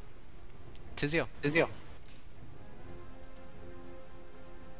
10, 15, 20, 25. Yeah, that should be more than enough. Oops. Going to set there. I'm going to take another shot at the mage guy. Okay. Go ahead and roll for an attack. Any day now, it will go through. You got it. 12 will miss, unfortunately. I will.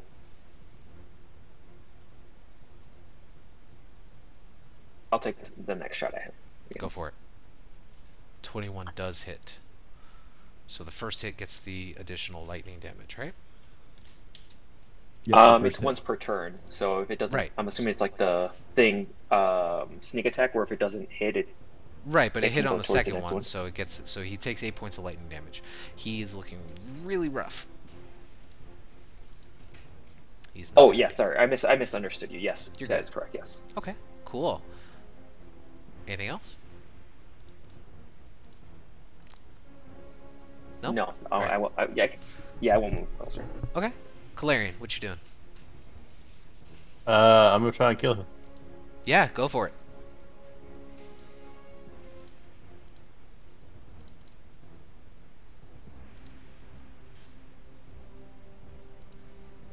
"25 hits, 9 does not. So that'll be 6 points of slashing. Yeah, as she tries to like bring up her shield in one hand, she's just unable to withstand the force of your blow against her. Just kind of pushes her back against the wall for a moment. All right. Did you move your hunter's mark? No, it's still on that guy. Okay. Were you trying to move your hunter's mark? Is he dead? I mean, yeah, he was dead. He's gone. Oh no, I you see have it. him You have it dead. on. You didn't have it on the mage. You had it on the spine devil. Yeah, I moved it to this guy. Oh, I'm sorry. Then it is still on him. Okay. My Then apologies. yeah, no, I I'm didn't have leaving it it. marked. Okay. Oh, I did with the red dot. Cool, cool. All right, Eva. I'm going to.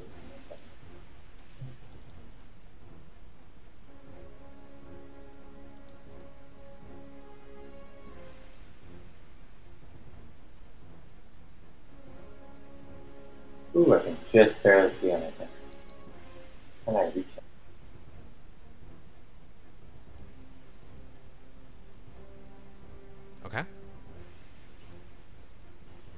reach him too. Yeah, I'm gonna mock that guy. 10, 20. Yeah, he's definitely within your vision. You vicious mockery, wisdom save. You got it. These guys did not know what they were getting into. They're kind of cocky at the beginning, weren't they? He fails. Ooh, yeah. Suffer my mockery. And suffer he does as he begins to clutch both sides of his head now, and he just falls onto his knees and he just screams out in agony, and you watch as the female turns towards him and goes, "Brother, no!" And he just completely like bleeds out onto the floor from all orifices. He is dead.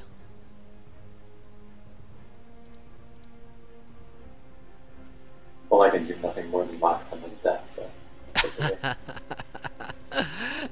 Ellis, what you got?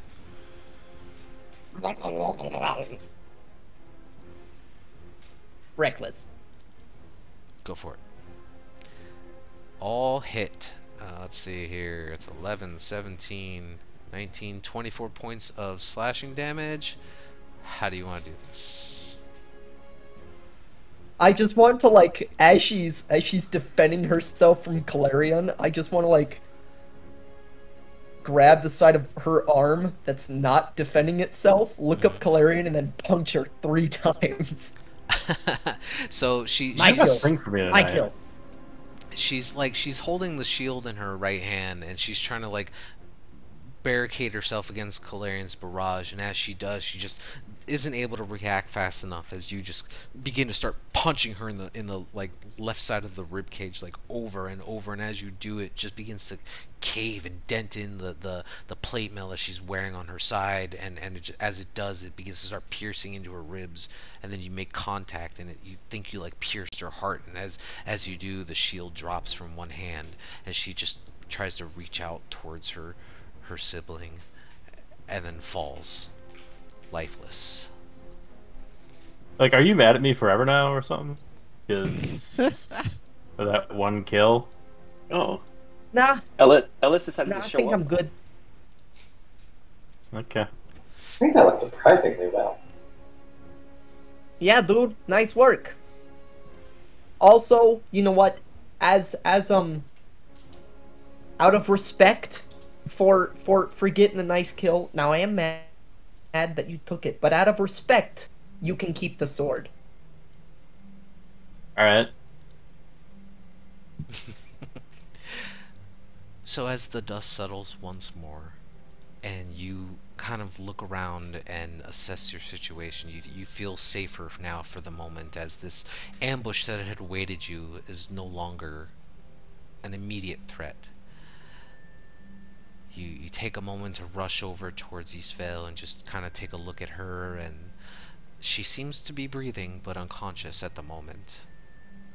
And as you all collectively try to gather your thoughts and figure out what the hell started this all, that's where we'll end the session for the night. Oh, show me the spell book. Show me the spell book. You'll have to wait till next week. It has counterspell. It's already past 10. Alright, good job guys. That was a rough battle. Who's playing tic-tac-toe in the corner? I just noticed this. I was trying to do it from memory since you can't actually see it. And then I was trying to do it on like a stream. how much of the or corner? so you can Where? see. It's You have to look at a stream. yeah. Like that after the stone golem could have gone very poorly and didn't. That was very impressive. Yeah, you guys had a pretty close encounter, and damn did Calarion destroy that guy right off the bat. Don't let your paladins crit. That was an awesome fight, you guys. They tried to negotiate with you, but you guys were not having it. I was actually a little sad. I'm like, if it had gone like one more turn, I probably would have got the kill. You robbed 2 more. It's fine. To be fair, I didn't do anything on that fight. You were running around with Honored Spirit mark. Guardians the whole fight, like, come here, guys. Pretty much. It was just like, can I do some damage with my Spirit Guardian? Please? I felt That bad. turned you off from the spell. It's still amazing. It is a really good spell. All right. Oh yeah, I might try again. Yeah, no problem. All right. Well, I hope everyone has a great night. Sorry it went a little long. You're all good. Liked it. I'll see you next week. Yeah. Uh, Have a great night. No, you are not level 6. We're level aw. 17. Let's go to the next message. Oh, we're doing epic level god fights already? I got that prepared. Don't worry. So we are level 17, right? No. Thanks for playing, everyone. You have a great night. Yeah, have a good night, guys.